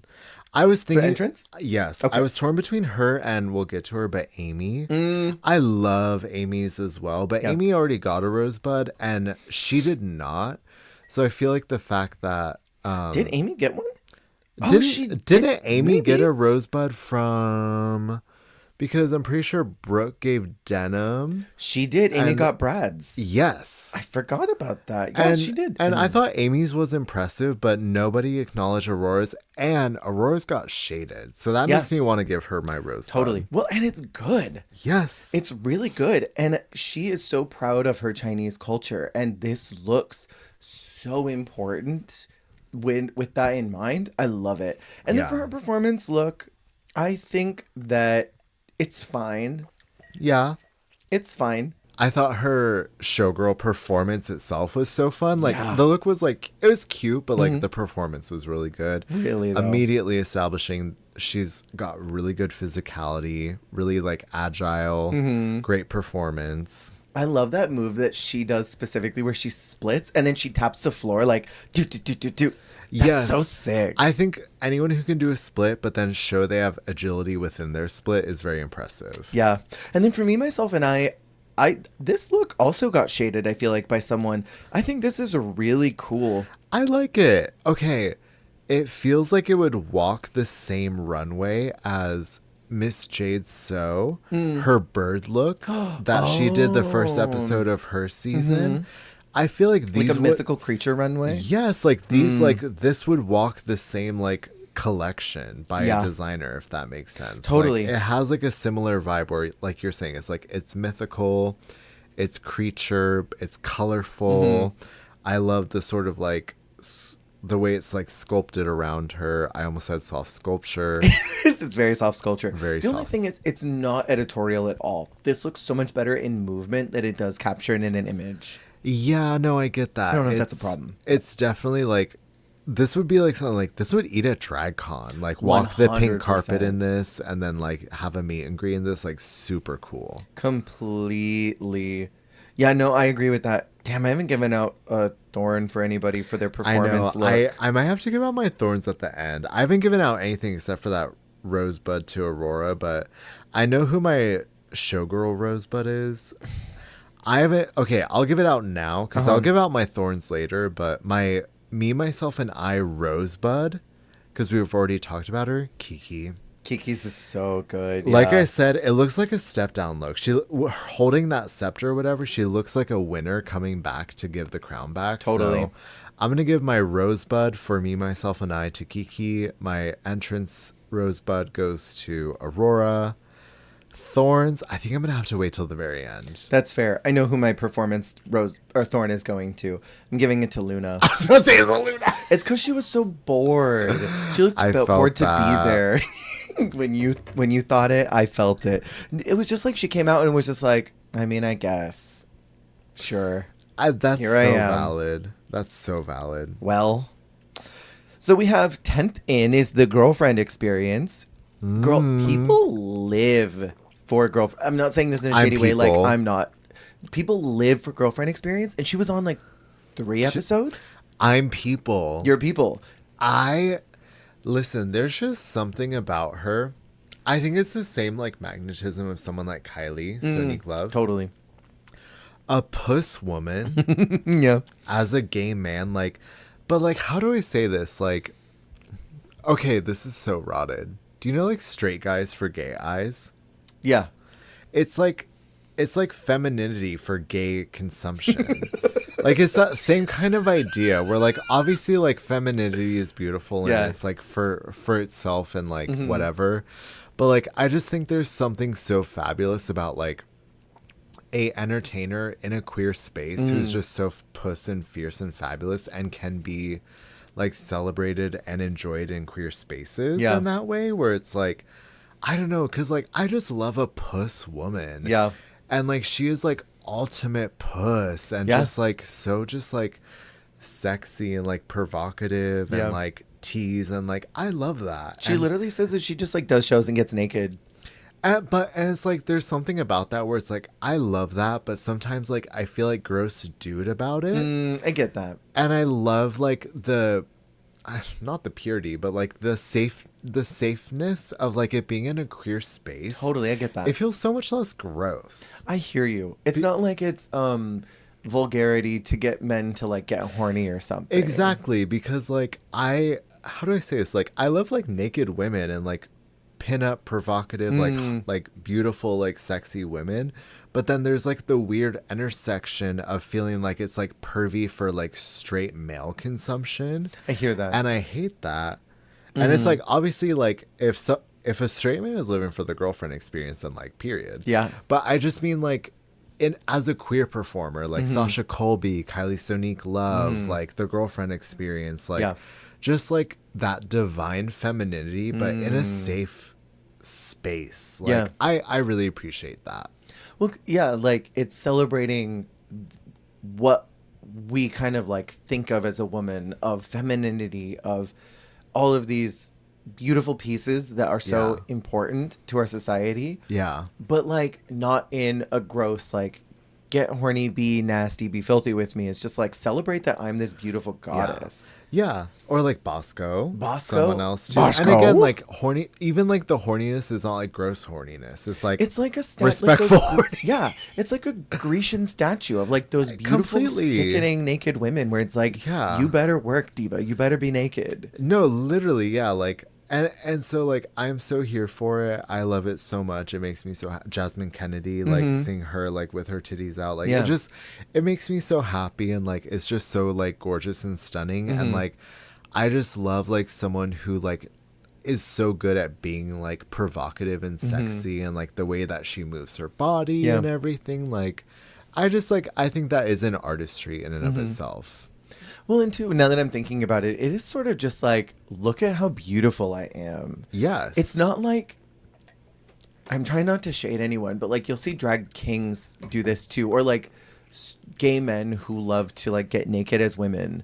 Yeah. They will like put on the breast cups and the boobs, and they'll like fondle them, and they're like squeezing them or whatever, and like pointing at their fake vagina and like all of that. Like it's about, but like Yeah. when these girls that you mentioned, like the Bosco, the Girlfriend Experience, Sasha, Kylie, Yeah. like they're just revel in the fact that I am the most beautiful, sickening woman in the world. And there is And you get to something enjoy in it. that. What is that Lady Gaga song?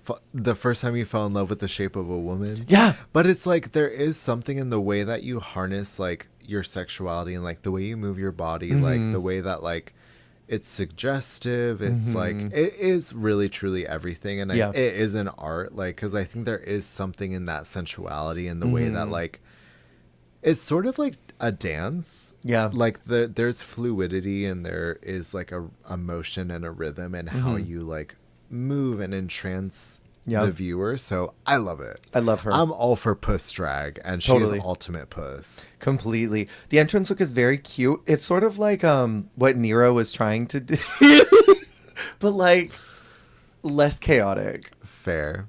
And then for her performance look, she's got this like tux moment. Okay, This so tux she dress. starts in like a male sort of like tux moment, and then takes it off. Well, first it's like the shirt.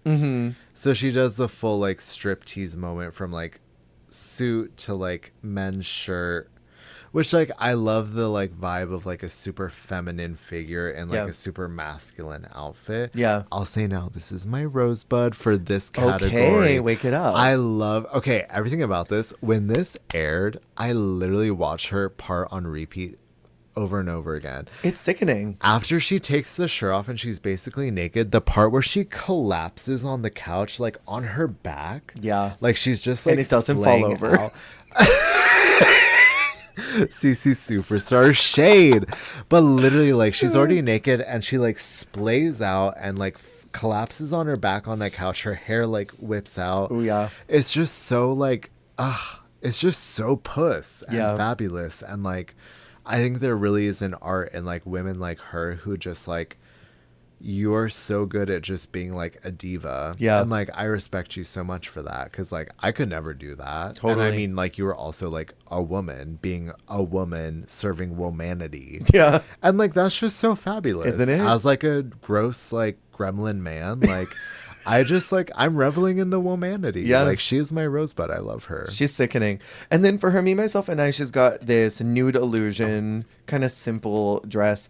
I don't care too much Very about it. simple. I was gonna say she's very like, it's a little bit more puss Naomi, the only Naomi. How Naomi's entire package on Germany was like mini dresses. Oh, I was like, wait, what Not look smalls. did Naomi look No, wearing this? but you know how like the only Naomi was just wearing like club mini dresses. Totally. Like, that is very much her style. I Yeah. will say next episode she kind of turns it out. But Totally. like, for me, like, it's more the realness of like her package. Like, she came out, it was looked like she was texting, and then she's like, oh hey, like I'm on the runway. Yeah. And then she's walking. Like, the look isn't really like, it's whatever, but it's more just like the vibe that she serves that I'm entranced by. She does IGGAF in an interesting way. Fabulous IDGAF. Wonderful, fabulous. And then we have last in the room, Amy Yonce Chanel. This outfit, okay, hold on. I don't want to. Wait, were you? I don't want to shade her. This outfit got me so excited for what was to come, and I feel like nothing ever gets this exciting again. Stop. Okay, well, Or me, I will myself, and I say, is cute. I but- think she definitely has grandness in her drag. I will Sure. say, but I was thinking about giving this my rosebud. It's so good. It's really good. It's funny because, like, she reminds me of someone like, I think it's someone like Lanesha, where she actually made a huge splash the first episode. Mm-hmm. And I think, like, the thing is, the immediate impression is there because she's obviously a great drag queen. Mm-hmm. But she struggles after that because she's not great at Drag Race. Yes. But that's also not, it's not her fault. No. But it's just like, it's not made, it's also not made for her. No. I will say, like, I just think there's barriers that, like, it made it harder for her to, like, be present and, like, really, like, be her best on the competition. Yeah. But, like someone, again, like Lanesha, it's clear that she's an exceptional drag queen. Mm-hmm. So, like, I appreciate the lookiness of it all. Yeah. For her performance, I think it was really fun. Something is a little flat about the corset, and I don't know what that is. Am I Do you see hateful it? that I, like, don't like this look? I, like, don't love the boot. I don't love the, like, fit of the corset. It looks kind of weird. I mean, like, I hate when it's a corset, but it's, like, not corseting. Yeah, there's just something a little off. The corset's not super flat to her body. The headpiece looks like it's about to fall off. It's just weird because, like, she has better shape in her entrance where Yeah. you can see her natural, real body compared to her second look where she is in a corset and you feel like the shape is not there. Yeah. But, like, in her first look where you can see her actual shape, she is, like, bodied down, Yeah. in my opinion. How are you wearing a corset and have a box shape? Like, that's why I was like, I like her entrance look a lot, and it got me really excited for what was to come. And nothing really matches this again. Yeah, I mean, fair. Because even her, me, myself, and I, beautiful color story. I love these colors together. We just saw, oh my God, Miss Naomi Carter do this color story. Remember her for her very first runway? She did that Diana Ross inspo, and it was that orange and blue. Very similar color palettes. And she looked beautiful. And this looks pretty too, but it's just pretty.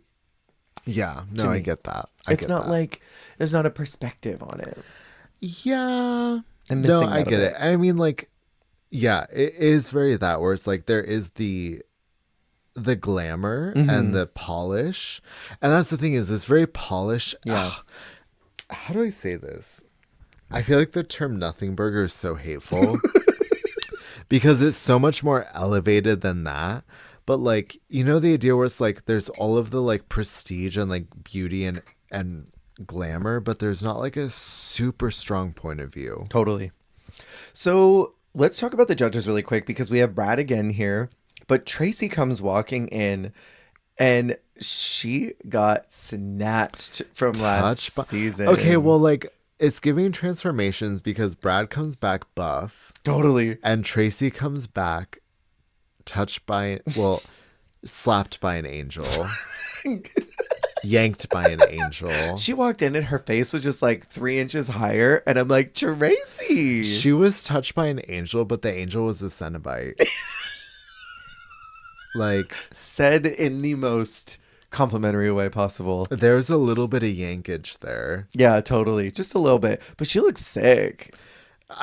Yeah, she's turned out. Yeah. She's ready for her gig. That's what's up. I want Tracy from season 2 with her horrible wig budget where she was like out there in the most frazzled bus drivers. I want her to see season 4 Tracy and just know it's coming for her. Like, I wonder if she's proud of her, like, looking back. She should be. She should be proud. So the judges give out their rosebuds, and only for category 1. Denim gets Brooks, Amy gets Brad's, and Tracy gives hers to Venus, which Melinda was quite disappointed in Pluckiana that she didn't get a single rosebud.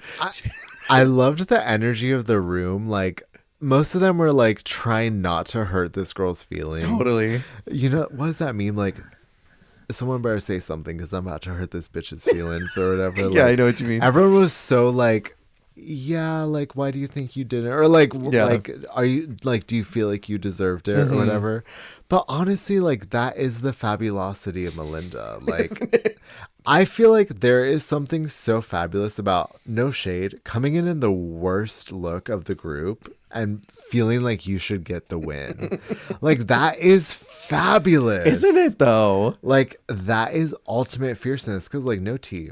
she probably was the biggest chop of the group. Completely. Like, it was probably the worst entrance. So her feeling like she deserved that rosebud, like, that in and of itself deserves the rosebud. You know what I mean? Because she was so delusional. But, like, I don't know. Like, I feel like radical self-acceptance is...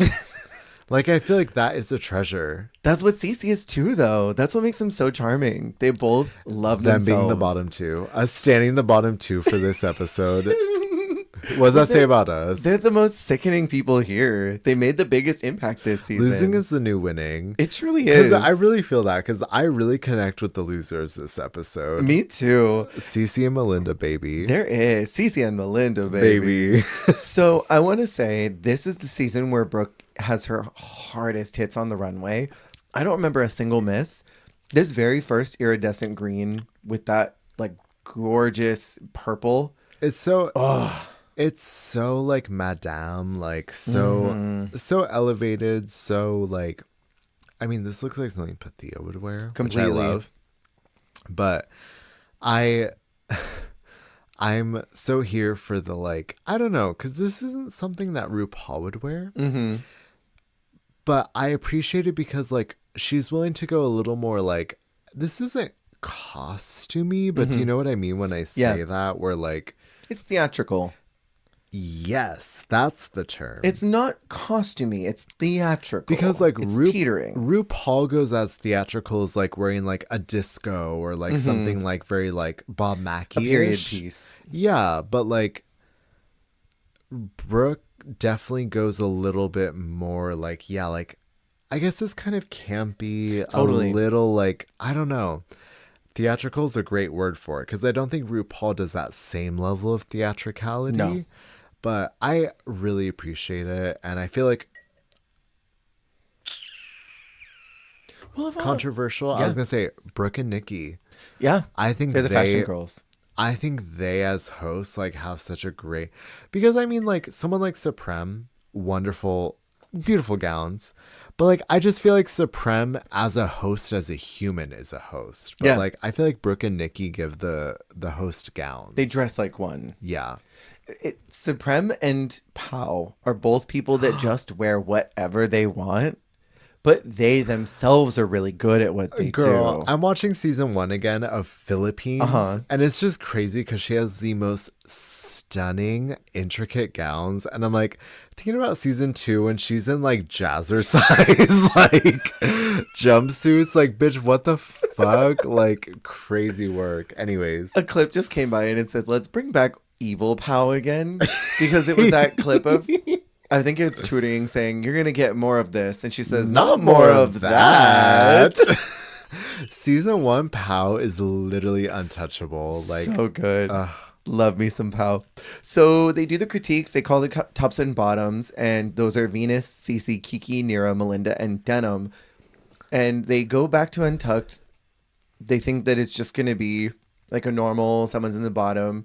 The girlies are crying. They're crashing out. And it's revealed here that Melinda's partner had a mini stroke before she left for Drag Race. Crazy. Insanity. But like, I don't know. I understand where Melinda's coming from and like her partner. Because I remember at the time people were like, well, how dare she go to Drag Race? Like, why would she not just stay? I remember that on social media, people saying that. And it's like, I think about if I were in this situation and it was me that was Melinda or Jake was Melinda, he would be like, I don't care. Go. Like, this is your opportunity. You have to like, go. I don't know. It's just like, what are you supposed to do, you know? Yeah. Well, it's like, I don't know. I would never hold him back from something that could potentially launch him to the next stage of his career. And he would never do the same for me. He'd be like, we'll figure it out somehow, but like, you got to go do this. Like, this is your moment. Have it. So like, I think that this is lovely. Your moment. I think it's lovely that Melinda is thinking about her partner and cares and really wants to try and make a difference there, but that they support each other in their dreams, that even if something like a crisis happens, that it's like, you have to go and do this dream. You have to. And I think it's got to be tough for her. I mean, that is real though. Like, it is one of those things where I get you. I'd be in the same. You don't want to hold them back from that. Like, if you love them, like, you want them to be able to still have that. Yeah. And it's like, it's a once in a lifetime experience, and it's like it unfortunately aligned with a once in a lifetime tragedy or Yeah. like isolated moment. Right. But it's like obviously like she made the right choice. Yeah. Like I This was her I can time. only hope and assume her partner feels the same way. Yeah. Like she made such an iconic impact. So like obviously she made the right choice Yeah. being there. And earlier this episode, Girlfriend had talked about how she had been attacked by a right winger on social media and people were like threatening her. So this overall was an episode that was full of so much emotion and rawness. And I love that Canada's Drag Race queens are not afraid to just break down the shell and be human. Because I feel like what we get a lot on US or the rude drag races are characters. Yeah. We get people who come in and they're like, I am playing the villain. I am playing this role. They don't bring a lot of humanness to it. And I think that's why the puppet challenges suck. Because they are too afraid. And that's why the puppet challenges are shit. Because they're afraid to be vulnerable. Yeah. They're afraid to like break down any walls of who they are. It's you're seeing the performer. You're seeing, I don't want to shade anybody. You're seeing Jolene Cuisine. You are not seeing whoever's underneath it, you know? I think this cast is brilliant. No, I agree. And yeah, it's a very good environment. Everyone's so receptive and so just like open-minded. After deliberations, Brooke tells the queens that no one's going home. Gag. Were you expecting this? I mean, like, it's so rough because I feel like every first episode, I low-key hold on to the sentiment that no one's going to get eliminated. So when someone actually goes home the first episode, I'm destroyed. Totally. Well, and Drag Race Universally has been doing a lot of, well, nobody's going home this week. We want to get to know you. They've been doing that a lot, especially in the international seasons that started to bleed over into the US. So I was kind of gagged that Canada did it after following so closely the theme of UK 5. And Venus and Denim then have to lip sync to the song Feel It in My Bones by Tegan and Sarah. Lesbian icons. Right? Did you like this as a lip sync song? Be so real with me. I don't want to shade Tegan and Sarah because they were there. But I mean, okay, a song can be good and be a good earworm, but not be a good lip sync song. It's one of Like those conga. things where, like, I appreciate that it was very lyrical. And Venus did a very good job interpreting the lyrical part of the song. Like, she very much lived it out, whatever, but She did that like banging motion in the air, and it was so cool because she finds those hidden beats in a song or like these moments of silence and does something on the stage that's kind of loud without making a sound. No shade, definitely had a lot more musicality than Denim. She did. Denim wasn't doing anything. And also her outfit was like, it looks so good in performance. Yeah. Sorry, going back to it, because it's still haunting me, what you said earlier, because we were talking about a little bit like politics, whatever, the vibe of the queen speaking, it was actually horrifying to hear. I don't remember if it was Kitten when they were like, so how's it feel like seeing how things are in the US right now? And like, Did you get full body chills I watching it back? actually got full body. It made me almost cry because I was like, this was years ago. Yeah, this was, I think, 3 years ago at this point. That was during the Biden administration. Yeah. That like actually made me like sick to my stomach because I was like, It did. It was crazy that they were identifying how like shitty things were getting, and it has only gotten worse. Like, Yeah. like all you can do is laugh. Like it Totally. genuinely has gotten 10,000 times worse than they've had that conversation. So that was just like kind of surreal. It's like looking back into a time machine at someone who's so like worried about what the future is going to be because they're concerned if it'll be positive or negative, but they really don't know. They just see bad things happening around them. Yeah. But they're like trying to be hopeful that it'll get better and only knowing that it gets worse. It like watching that moment, it gave me full body chills. It was crazy, yeah, because like I said, we've only gotten worse. Worse. Like things are only getting shittier, but it's just funny, like, yeah, the times we're in. But Yeah. I think it also does like allow for, not for great reasons, but it does create like little pockets of extreme like accepting, Yeah. like even this cast, like Yeah. those little pockets of like Love. community, coming together and like being very like accepting within each other, having really candid conversation, and grateful for that. Totally.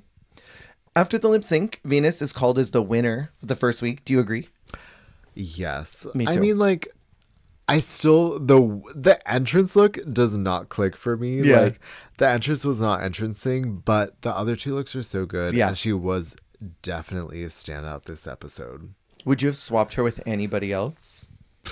That's hard. I mean, I was really impressed by Denim, but like she won the lip sync more. The only other person I would say was maybe Kiki. Totally. I loved Kiki. Me too. Yeah, I could see Kiki being in the top 3, but I don't think she was. Oh no, Kiki was in the top 3. She was in the top, but like she didn't.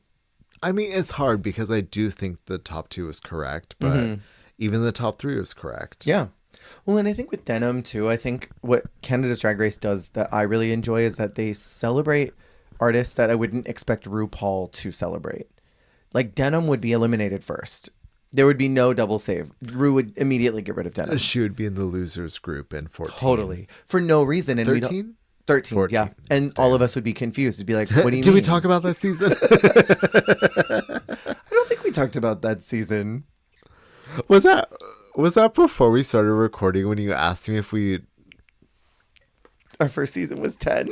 When you were like, did we talk about that season? We were talking about what, 14, Oh, 14. 15? I was like, no, I think the first season we talked about was 16. Which we haven't talked about yet. Is that... Are you serious? That's We haven't next. talked about 16 Nymphia. is next. Are you serious? We haven't talked about that season We have yet? not. I'm going to throw up. I feel like we've talked about the season like 5 times. That is crazy. I hate it here. Life is so hard in the bunker. Continue. So next we move to the last one we're talking about. Episode 2, QV She. Absolute crazy episode. So this episode goes crazy. crazy. So the girls are feeling good about no one going home. And honestly, I would too. The very next day, Brooke comes in and tells them that they're going to share the best kept beauty secrets by participating in a QVC inspired challenge. No mini. No mini. Wild for Canada's Drag Race. Right They to the love 'em. main. Especially, I love an episode 2 mini. Mm-hmm. I feel like that's like a chance to get to know each other. And like the cute, like, kind of childhood games kind of that they do. Something like, I mean, like I said, I've been watching Philippines 1, which is like The pole climbing thing. the pole climbing, them dressing as children, like them getting like when they get called and they like, Musical chairs. like it's Yeah. so good. Mhm. But like, I don't know, I think of like season 7, like episode 2 when they had the like windblower challenge. Oh, yeah. Like, uh-huh. I just feel like this is a good point to start getting to know like the contestants. So like do a mini so you can be introduced to them a little Yeah. bit more. But thankfully, these girlies are already making an impression. They totally did. So what do you think about a non-branded acting challenge for the first elimination?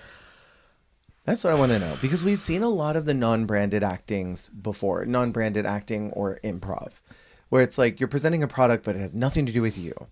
We've seen a lot of those, but they're usually not the first elimination parameter. Yeah, I see it both ways. Like, it is an acting challenge.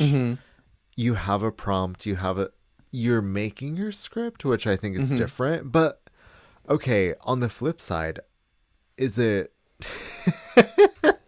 brain rot? Is it 16 that opens the first elimination challenges, the SNL? You're right. So like on that current, like there is sort of this vibe of like, okay, well, what about if instead of it is an acting challenge, but it's improv acting, which like, okay, that is like, I feel like that holds more merit. Like if you are a good improv actor, like then slay. Yeah. If you're Kit and Caboodle, then Yeah. great for you. But a lot of them are not Kit and Caboodle. No. I don't know. I hate a scripted green screen acting challenge. I Same. like this more.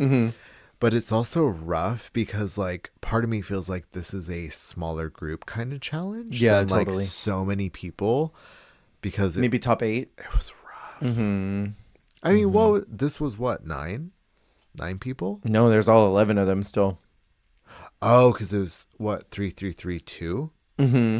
Damn, yeah. So You're right. items that they've got 4 things. Shade blockers.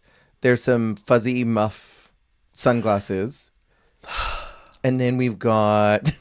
So we'll me talk already about them. over it. You're already Sorry. ready over it. We'll talk about them. We have the tip tits, which is a bra with pockets. The party poncho, which is an outfit when you need to reveal into a new look.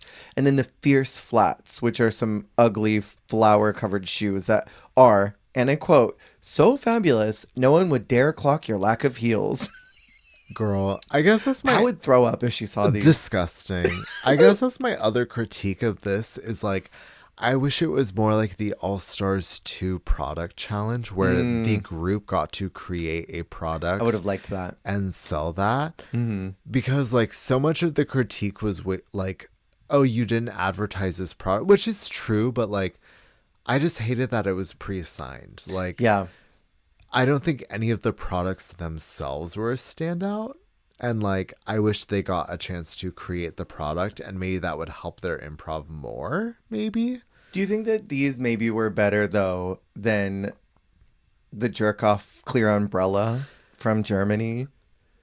Or advertising waffles or chicory or fries in Belgium? I'm literally like looking up into the sky. Or a box of nothing that Norma got? I'm trying to regulate my cortisol levels right now. Like, don't do this to me. Here's my thing. The jerk-off umbrella was crazy. Stop. Here's my thing. I actually feel like these are great products. They did a good job creating these products. They're ugly. Ugly.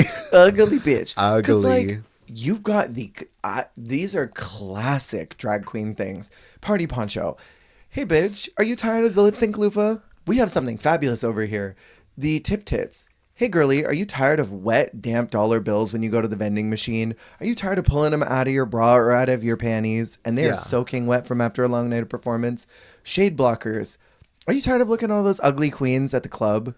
And then these headphone things. You tired of hearing all your sisters talk? You know these drag queens don't have an education. There's some great products in here that you could do riffs off of. They're just ugly. Ugly. Ugly. And like, I mean, you're right. For me.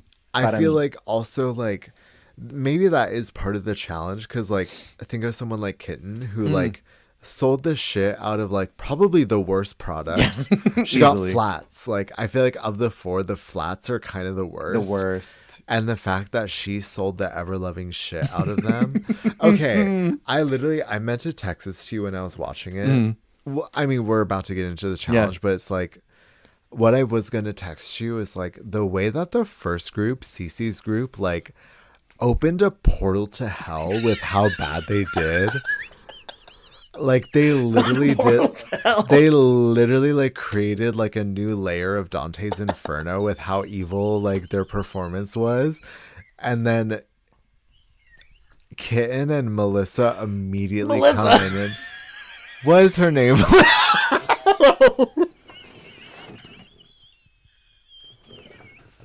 Not Melissa too early Verga. to cut the podcast. Not Melissa Verga. Melissa Verga, Melinda Bianchini. No. Oh no. Sorry, Didn't I call someone galore earlier too? You're still thinking about Italia. I'm still thinking about Italia, yeah. The way that Kitten and Melinda came in and immediately shat all over their dead bodies with how good they did. It was crazy the way the first group came in and literally did so like her. I've watched it 3 times, like since we've like discussed doing this. Like I literally, because I always try to rewatch watch or rewatch, but I watched it again because of course like I saw this season while it was airing, so I rewatched it once. And I had to watch literally the recording of the challenge another 2 times. And every time I have to pause every time someone says something so I can like recoil and like deep breathe and like process the cringe. The way they all are like, I'm like legit crying. Like Denim will put on the glasses and they're like, like That'll do. It is crazy. The way that they pipe in the silence so that we are fully aware of how uncomfortable it was in that room for 5 minutes. And then at the very end, when they end early and Sisi just has to vamp, that'll do. Okay, and that's the thing is like, I feel so bad because like Cece is trying to save it. Mm-hmm. Like, I feel sympathetic to her because like they're falling apart. Denim was worse. Vivian Vanderpuss. I think that's offensive to her. You look like Vivian Vanderpuss. That was crazy. She did with a unibrow. Okay, them all having a unibrow, them all having like that weird voice they were doing. Like, what Why was were they that? ugly? Like they thought that this was the app Madam challenge. Butterface. Madam Butterface. It like, was, I don't get it. but like, girl, I felt bad because like Cece was trying to like save it, Mm-hmm. but like she was not making like she was trying to save it, but it was like trying to put out a fire by pouring like alcohol on it instead of water, where it's like, oh no, like your wig's on fire, like here's vodka. You know what I mean? Like, because like it was going terrible, but she was in tune with that. Yeah. And she was the only one of the three that was like, I think, cognizant of the fact that they were derailing and actively trying to get them back on track. Whereas like, I think the other two were aware of it, but didn't know how to get back on track. Where at least like Cece was trying to do something, but what she did was like pure evil and like craziness. It was a parallel line, but more evil to what Banksy did when she was with, who was it, Cara and Vicky, where the two of them just made it worse. Yeah. And it's like, at least Banksy was trying. It may not have been good, but at least Banksy was trying. It was parallel line, Cece was. But yeah, God, it was rough. Your Thailand fact for this season. Oh. I'm not going to do a quiz this time. In the top 4 challenge, they have to do an interview talk show. And one queen is interviewing this guy, and she ends early. She fully cuts and does the, all right, everyone, we're done. Thank you for watching. Make sure to buy our product, blah, blah, blah. Production cuts to the side, and they say, you have 2 minutes. That is a lot of time left over. Oh my God. And she just kind of sits there and is like, should I keep going then? Like, should I go back? And they kind of just like sit there for a second, and production's not saying anything. She's sitting like alone. The lights are kind of like dimmed because she said it was done, so they dim the lights. And they bring them up, and they're kind of just sitting there, and she's looking at her guest, and he's looking at her. She looks at him, and the guest goes, maybe just let her go. She said she was done. Like, what are you making her still sit here for? Oh my like, just God. let her go. Like, and it was trying to advocate for her. She's already dead. And I think they made them stand there for like another 30 seconds because like she stands up at a certain point, and the guest is standing and just waiting. That is so evil and rotted. Do you want to guess who that was? Was it Godland? No. Oh, Not Godland. Spicy Sri Sunshine. Rasha hot sauce.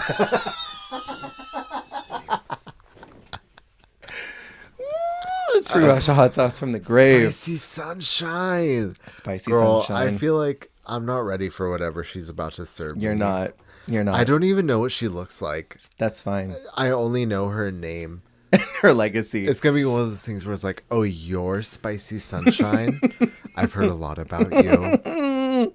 And then you already mentioned Melinda and Kitten. They freaking tore up. It was crazy because like everyone else pretty much does bad. Yeah. This group comes in and it's funny because it's a bunch of groups of 3. Mm-hmm. They are the leftovers. No one wanted to them. work with them. Everyone went to each other, and then they were the spares, which is also like, why would you not want to work with Kitty? Yeah. Like, I don't know. I just feel like Kitty is such a great choice Kitty for Kabuti. this challenge. I I love hate you go myself. between Kitten and Kitty. It's so funny. I can't believe that I didn't even think about it when I called her Kitty. I love it. Keep doing it. Kitty Kabuti butt. Like, I don't know. I don't know why anyone wouldn't want to work with her because, like, I feel like she very clearly, like, She's the pro. Yes. And, like, I don't know. Like, someone like Venus, obviously they were funny. They had a good POV. But, like, that's, like, kind of, like, a gamble. Mm-hmm. You don't know that when you're picking them. Totally. If I was to pick someone, I would pick Kitten Caboodle. Same here. Same here. But no one wanted her, and she got stuck with Melissa, and they fucking tore. Yeah. I loved Melinda's little duck walking. And then Kitten's loyal customer where she turns her wig around. So good. Literally, yeah. Turns the wig around. Her, like, tap dancing. It was great. It was wonderful. And then we've got Venus Aurora and Girlfriend doing the tip tits. I will say the only good one in this group was Venus. She was keeping the ship afloat. Definitely. And, like, Aurora looked like she was kind of just freaking out about what was going on with Girlfriend. Yeah. And Girlfriend was just doing whatever she was doing. And she looked like she was done. Girl. The moment she messed up, she's like, I'm over it. It was rough because they established this, like, southern vibe that they were going to do. Mm-hmm. And, like, in the rehearsal, not the rehearsal, but, like, talking amongst each other, Girlfriend seemed funny. Like, she had her thing together. Yeah. But, okay, I remember... I remember reading this when this season was airing, but someone's like, Girlfriend experience is giving the, like, popular girl giving a presentation when she's, like, laughing and, like, not taking it seriously. Yeah. Like, it's so that because it's, like, she was, like, trying to give it earnestly at first, but then she just, like, laughed and cheated out. And then it was just, like, mess for the rest of it. Like, it was so crazy. Because she kept saying that, like... you gotta dance with the devil, like whatever. Like it was so rough, and like it could have been something, but it was a lot of nothing. Because Venus was doing a great job. She was hilarious. If they followed Venus's guidance and if they didn't mess up, this team could have been a great contender for top 2. Yeah, Aurora was just like kind of nothing. Like she was just like the straight man, but she didn't even do anything with that straight man role. It seemed like she freaked out. Yeah. That she was sort of like, oh God, we're in the bottom. Freak out.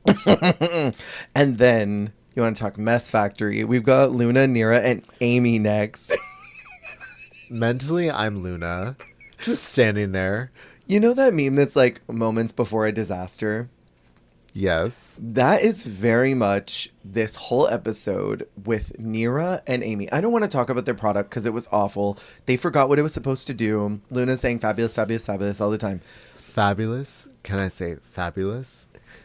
They're working together and Luna immediately kind of, who is it? Milan out here with Amy and is like, well, the language barrier, we like don't want you to fall behind, girl. And Amy is like, I don't want to be babied, like I understand English. Yeah. And Nira's comforting her and is like, okay, I don't want you to feel bad, and they're patching things up, and Nira is really there to try to help assist Amy. And I'm like, if only they knew right now that in just 2 short episodes they're about to be at each other's throats. Literally was thinking about that because it was like this was their not their first fight, but like literally that, because like the first level of tension, and I feel like it builds from here. Totally. Because I feel like Amy even says something on the runway or like something about the dynamic, and I feel like it all starts here and it just keeps building, but it's rough. Girl, Luna just like staring and watching and like seeing them play out, and like Nira like trying her best but like really struggling, and like Amy didn't she say at some point like it makes my pussy wet or something like that? Just the things she was saying were like really. Listen, she was going for it. She was trying. She was making a strong impression. But it was crazy. Yeah. And then in literally the last, like, 5 seconds, and being like, wait, let me tell you about this beverage. Oh, my God, it's a reveal. They had the Tatiana Ase moment with the party poncho. And it's funny because their product was probably one of the easiest. It was so easy. And they made it about, what? Just making you hot? Keeping you cool? Girl, I don't even know. It was wild. It was all over the place. I just wrote fabulous. Fabulous, fabulous. Did I say fabulous? So on Elimination Day, Luna's annoyed because she feels like there were cues that were missed where she was supposed to jump in. And I feel like, Ellen, that's not true.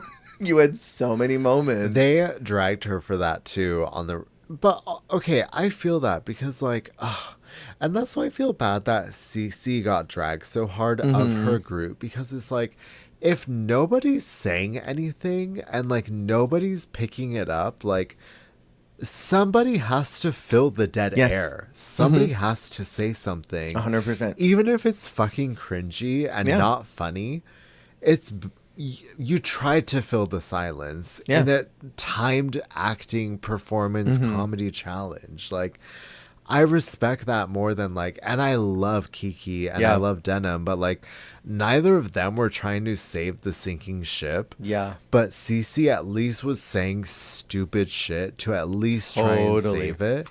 And so it's that same kind of thing where it's like, okay, what's the cue? Like, okay, and Luna, can you tell us about this Yeah. thing? Like, girl, no. Like, they're not going to do that for Yeah. you. Like, respect, unless that was discussed that they were going to do that and Yeah. they had that plan. Like, you just got to fill the silence. And, like, Yeah. if nothing's going on, then you make something go on. Yeah. Like, I don't know. Well, in like in a group improv situation, you have to find somewhere to insert yourself. If it doesn't work, then you be active. And Luna recoiled. She immediately like kind of scooted off to a corner of that table and just was not present in the scene. So like they're not going to remember to bring her in. Exactly. Before we talk about the runaway, I do want to point out really quick, it does this random shot of Denim's sketchbook. And I really think that's so smart to have an idea of what you're going to do makeup wise. Because when you're Honestly, concepting your yeah. looks, you're probably thinking like, I want it to look like this. But then you get there and you're like, what was I supposed to do for this look? This is brilliant. I feel like, yeah, like that is a way to have like a journal or something. Mm-hmm. Like have like a go-to, like a Yeah. reference, like a manual. Little makeup basically. guide. Brooke looks great again. I love this orange Always. with the gems. That little bang is so fierce. I love the I love like orange and blonde. I think it's a very complimentary vibe. Mm-hmm. And I feel like she does this very sort of like, how do I say? Very like mysterious like woman in like Europe. Totally. I mean, she looks like she's about to be on a jet ski or something. Yeah, like I was gonna say like Like spy, Behind a Man. like Spy in like Milan or Yeah, something. totally. The runway category is called Gemstones. Like, love. Canada's Drag Race always does it right. They never have duplicates. Okay, just like the monochromatica. Yeah. Whereas like each one was different. I love it. I love that they do this. So let's breeze through these. We've got Sisi Superstar with Amethyst. She is giving me Dark Lady from Sailor Moon. Oh my live. gosh. Yeah. The dress is whatever. I like the purple, but like it's It's okay. The dress is okay. that'll do. That'll do. I think the concept is cute though. Yes. Then we've got Kikiko with Emerald. I really Gorge. like this, but they kept saying salad, and then it infected my brain, and I couldn't see anything else. You but could only lettuce. think about this head of lettuce. I mean, it is kind of lettucey. Yeah, it I is. feel like also like the pairing it with the like kind of tan natural color compared to any other tone. And then the gold too. It's like salad and croutons. Salad and croutons. We have Denim with moonstones. Moonstones and bloodstones for glamorous girls. She came out and said moonstone, and brain rotted ass heard your voice doing that woman. Moonstones And bloodstones for glamorous girls. Like, oh god, I love it. She looks so cool. I love this. Yeah. It's a very freaky deaky, Spooky. ooky spooky. I love it. I love it. I love it. I love the trim too on the tool. That's everything to me. I love whenever like this is just hippie. I love the intersection of like moon and aquatic, the ocean. Like I really like that interpretation of it. Yeah. And then we've got Kitten Kabuto with tourmaline. This is such a drag queen color. Tourmaline is such a drag queen stone. Yeah, in and of totally. itself, but like, girl, I can't with this. I have no time for that. Her I'm so pussy's sorry. out. Girl, oh my god, her pussy's out. You know what I don't have time for? Melinda Verga and cubic zirconia. Okay, I'm sorry. Her having cubic zirconia is actually the funniest shit ever. Awful. Also, is she the one that was like that movie with the queen who's frozen? Yes. I'm like, you literally said the title, but like in describing it, like what was that? You know that movie with the girl who's frozen? So you mean funny. Frozen? You mean the movie Frozen? You mean the movie Ouija? No, nobody's seen it. Then we've got Venus with Diamond. At the time, I was very, very, very into this, and I think I still like it enough, but I hate the nude illusion head. That I hate. I wish it was all black and this black velvet. Black velvet. Because I don't like the nude part on the head. You can't really Yeah. see it well on the wiki, but if you remember there, and you can zoom in, you can see that there's just a nude color under there. Why is that not Yeah. black? I get what you mean. I think it would have like hit different with something like that. You can cut this out if you need to. Girl, I wish there was some hips or something. Like, I Body. don't know. It's such a straight line. Yeah, I get because that. it is so impressive. It's so impressive, but like something so unimpressive. It's slightly underwhelming, isn't it? Like, I wish there was like crazy hip or like Yeah. titty galore. And I really respect Venus's vision of like, this is the body I was given. And like, this body, what's the word? Communicates like every type of gender. Yeah. Like, I am everything within this body. Yeah. But like, I also want the like classic, I guess, drag interpretation of like, well, I want body within this, you know? I think, to your point, yes, it is very beautiful and that is special and that's an important POV. But if you're going to make an entire black velvet bodysuit and cover it in symmetrical rhinestones and meticulously space out, because I'm sure if you were to go through and measure these, most of these are very closely spaced. They're identically mirrored. You're going Yeah. to go through all that work and not put on a little body so that it looks cooler and more exaggerated. It's the same thing I complain about when the girls do the breast cup shape, but then don't put anything in it. You made a circle for hips. Yeah. And there's no body. Yeah. I get you what you're saying. Because it's hard, because I understand like her whole vibe and like being like a two-spirited individual and Totally. like how they understand and like experience gender. So I get that. Like, their Yeah. body is a vessel for like the womanity that they are. Yeah. And like their drag is very woman, and Yeah. I love that. But it's like, obviously, like when I see a silhouette like that, I want to see it like furthered. Totally. And I don't think it takes away from the natural womanity of who Totally. you are to accentuate it with a little like theatrical like sofa. I agree. Put a little sofa in there. Just a low couch. Rub one little mini sofa. Well, and I Yeah. think too, one last thought about this is like having hips doesn't mean that you're more feminine. It just gives you a cool shape. Yeah, and that's tea. Like, I don't know. Even like as like a masculine presenting person, I wish I had more hip. Like, I wish I was hippier. Like, I just feel like that shape, like there is just like the lines and the curvature of it. Like, I don't know. It's pleasing to the eye. My husband, your brother, has huge hips. Yeah. Jake has wide hips.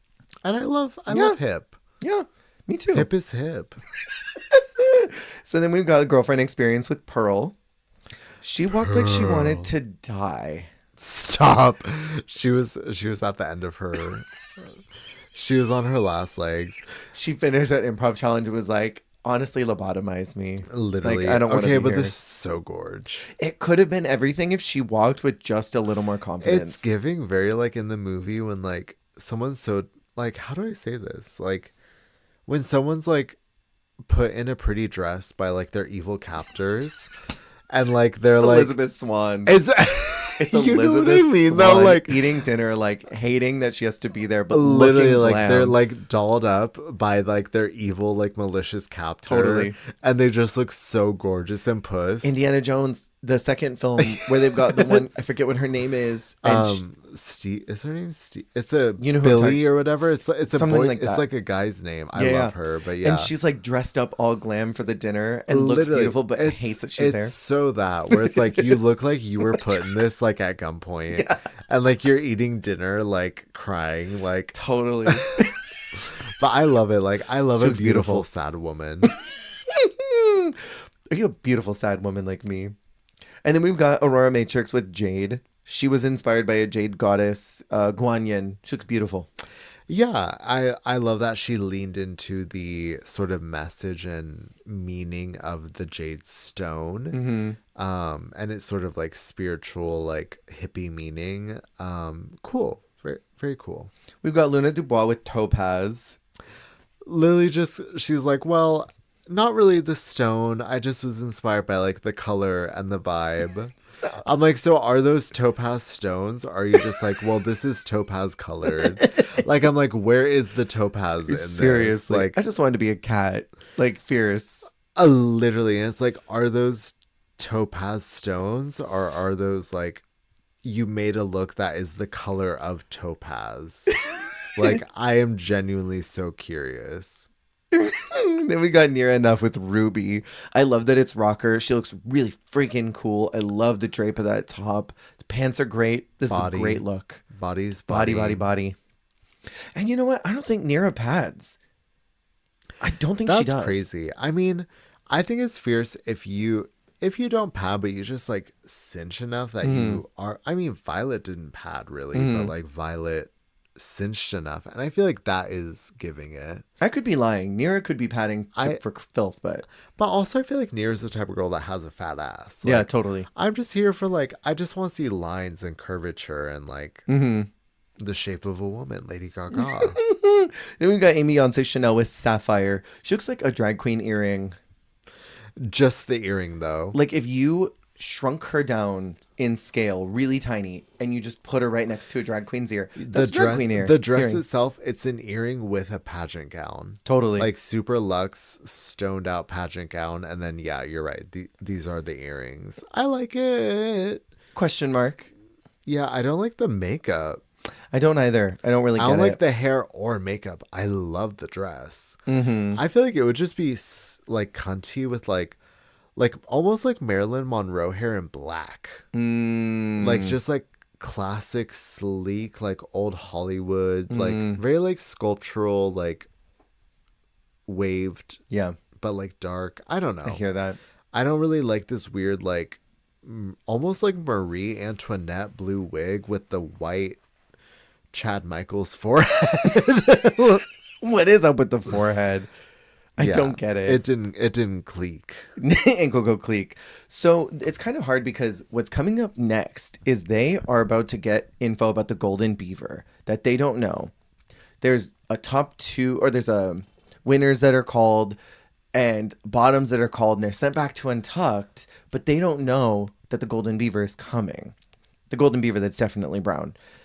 I think what would have really gotten this party off to a sickening start is have Melinda and Kitten as top two, but like don't tell them that. Keep them there for critiques, and then have Sisi, Kiki, Denim, Girlfriend, and Luna also there. Give Melinda and Kitten the high praise. At the end of it, then say, both of you are the challenge winners, because I think they equally deserved the win, and say, both of you get to choose one queen and make sure they're different queens. And one of the five.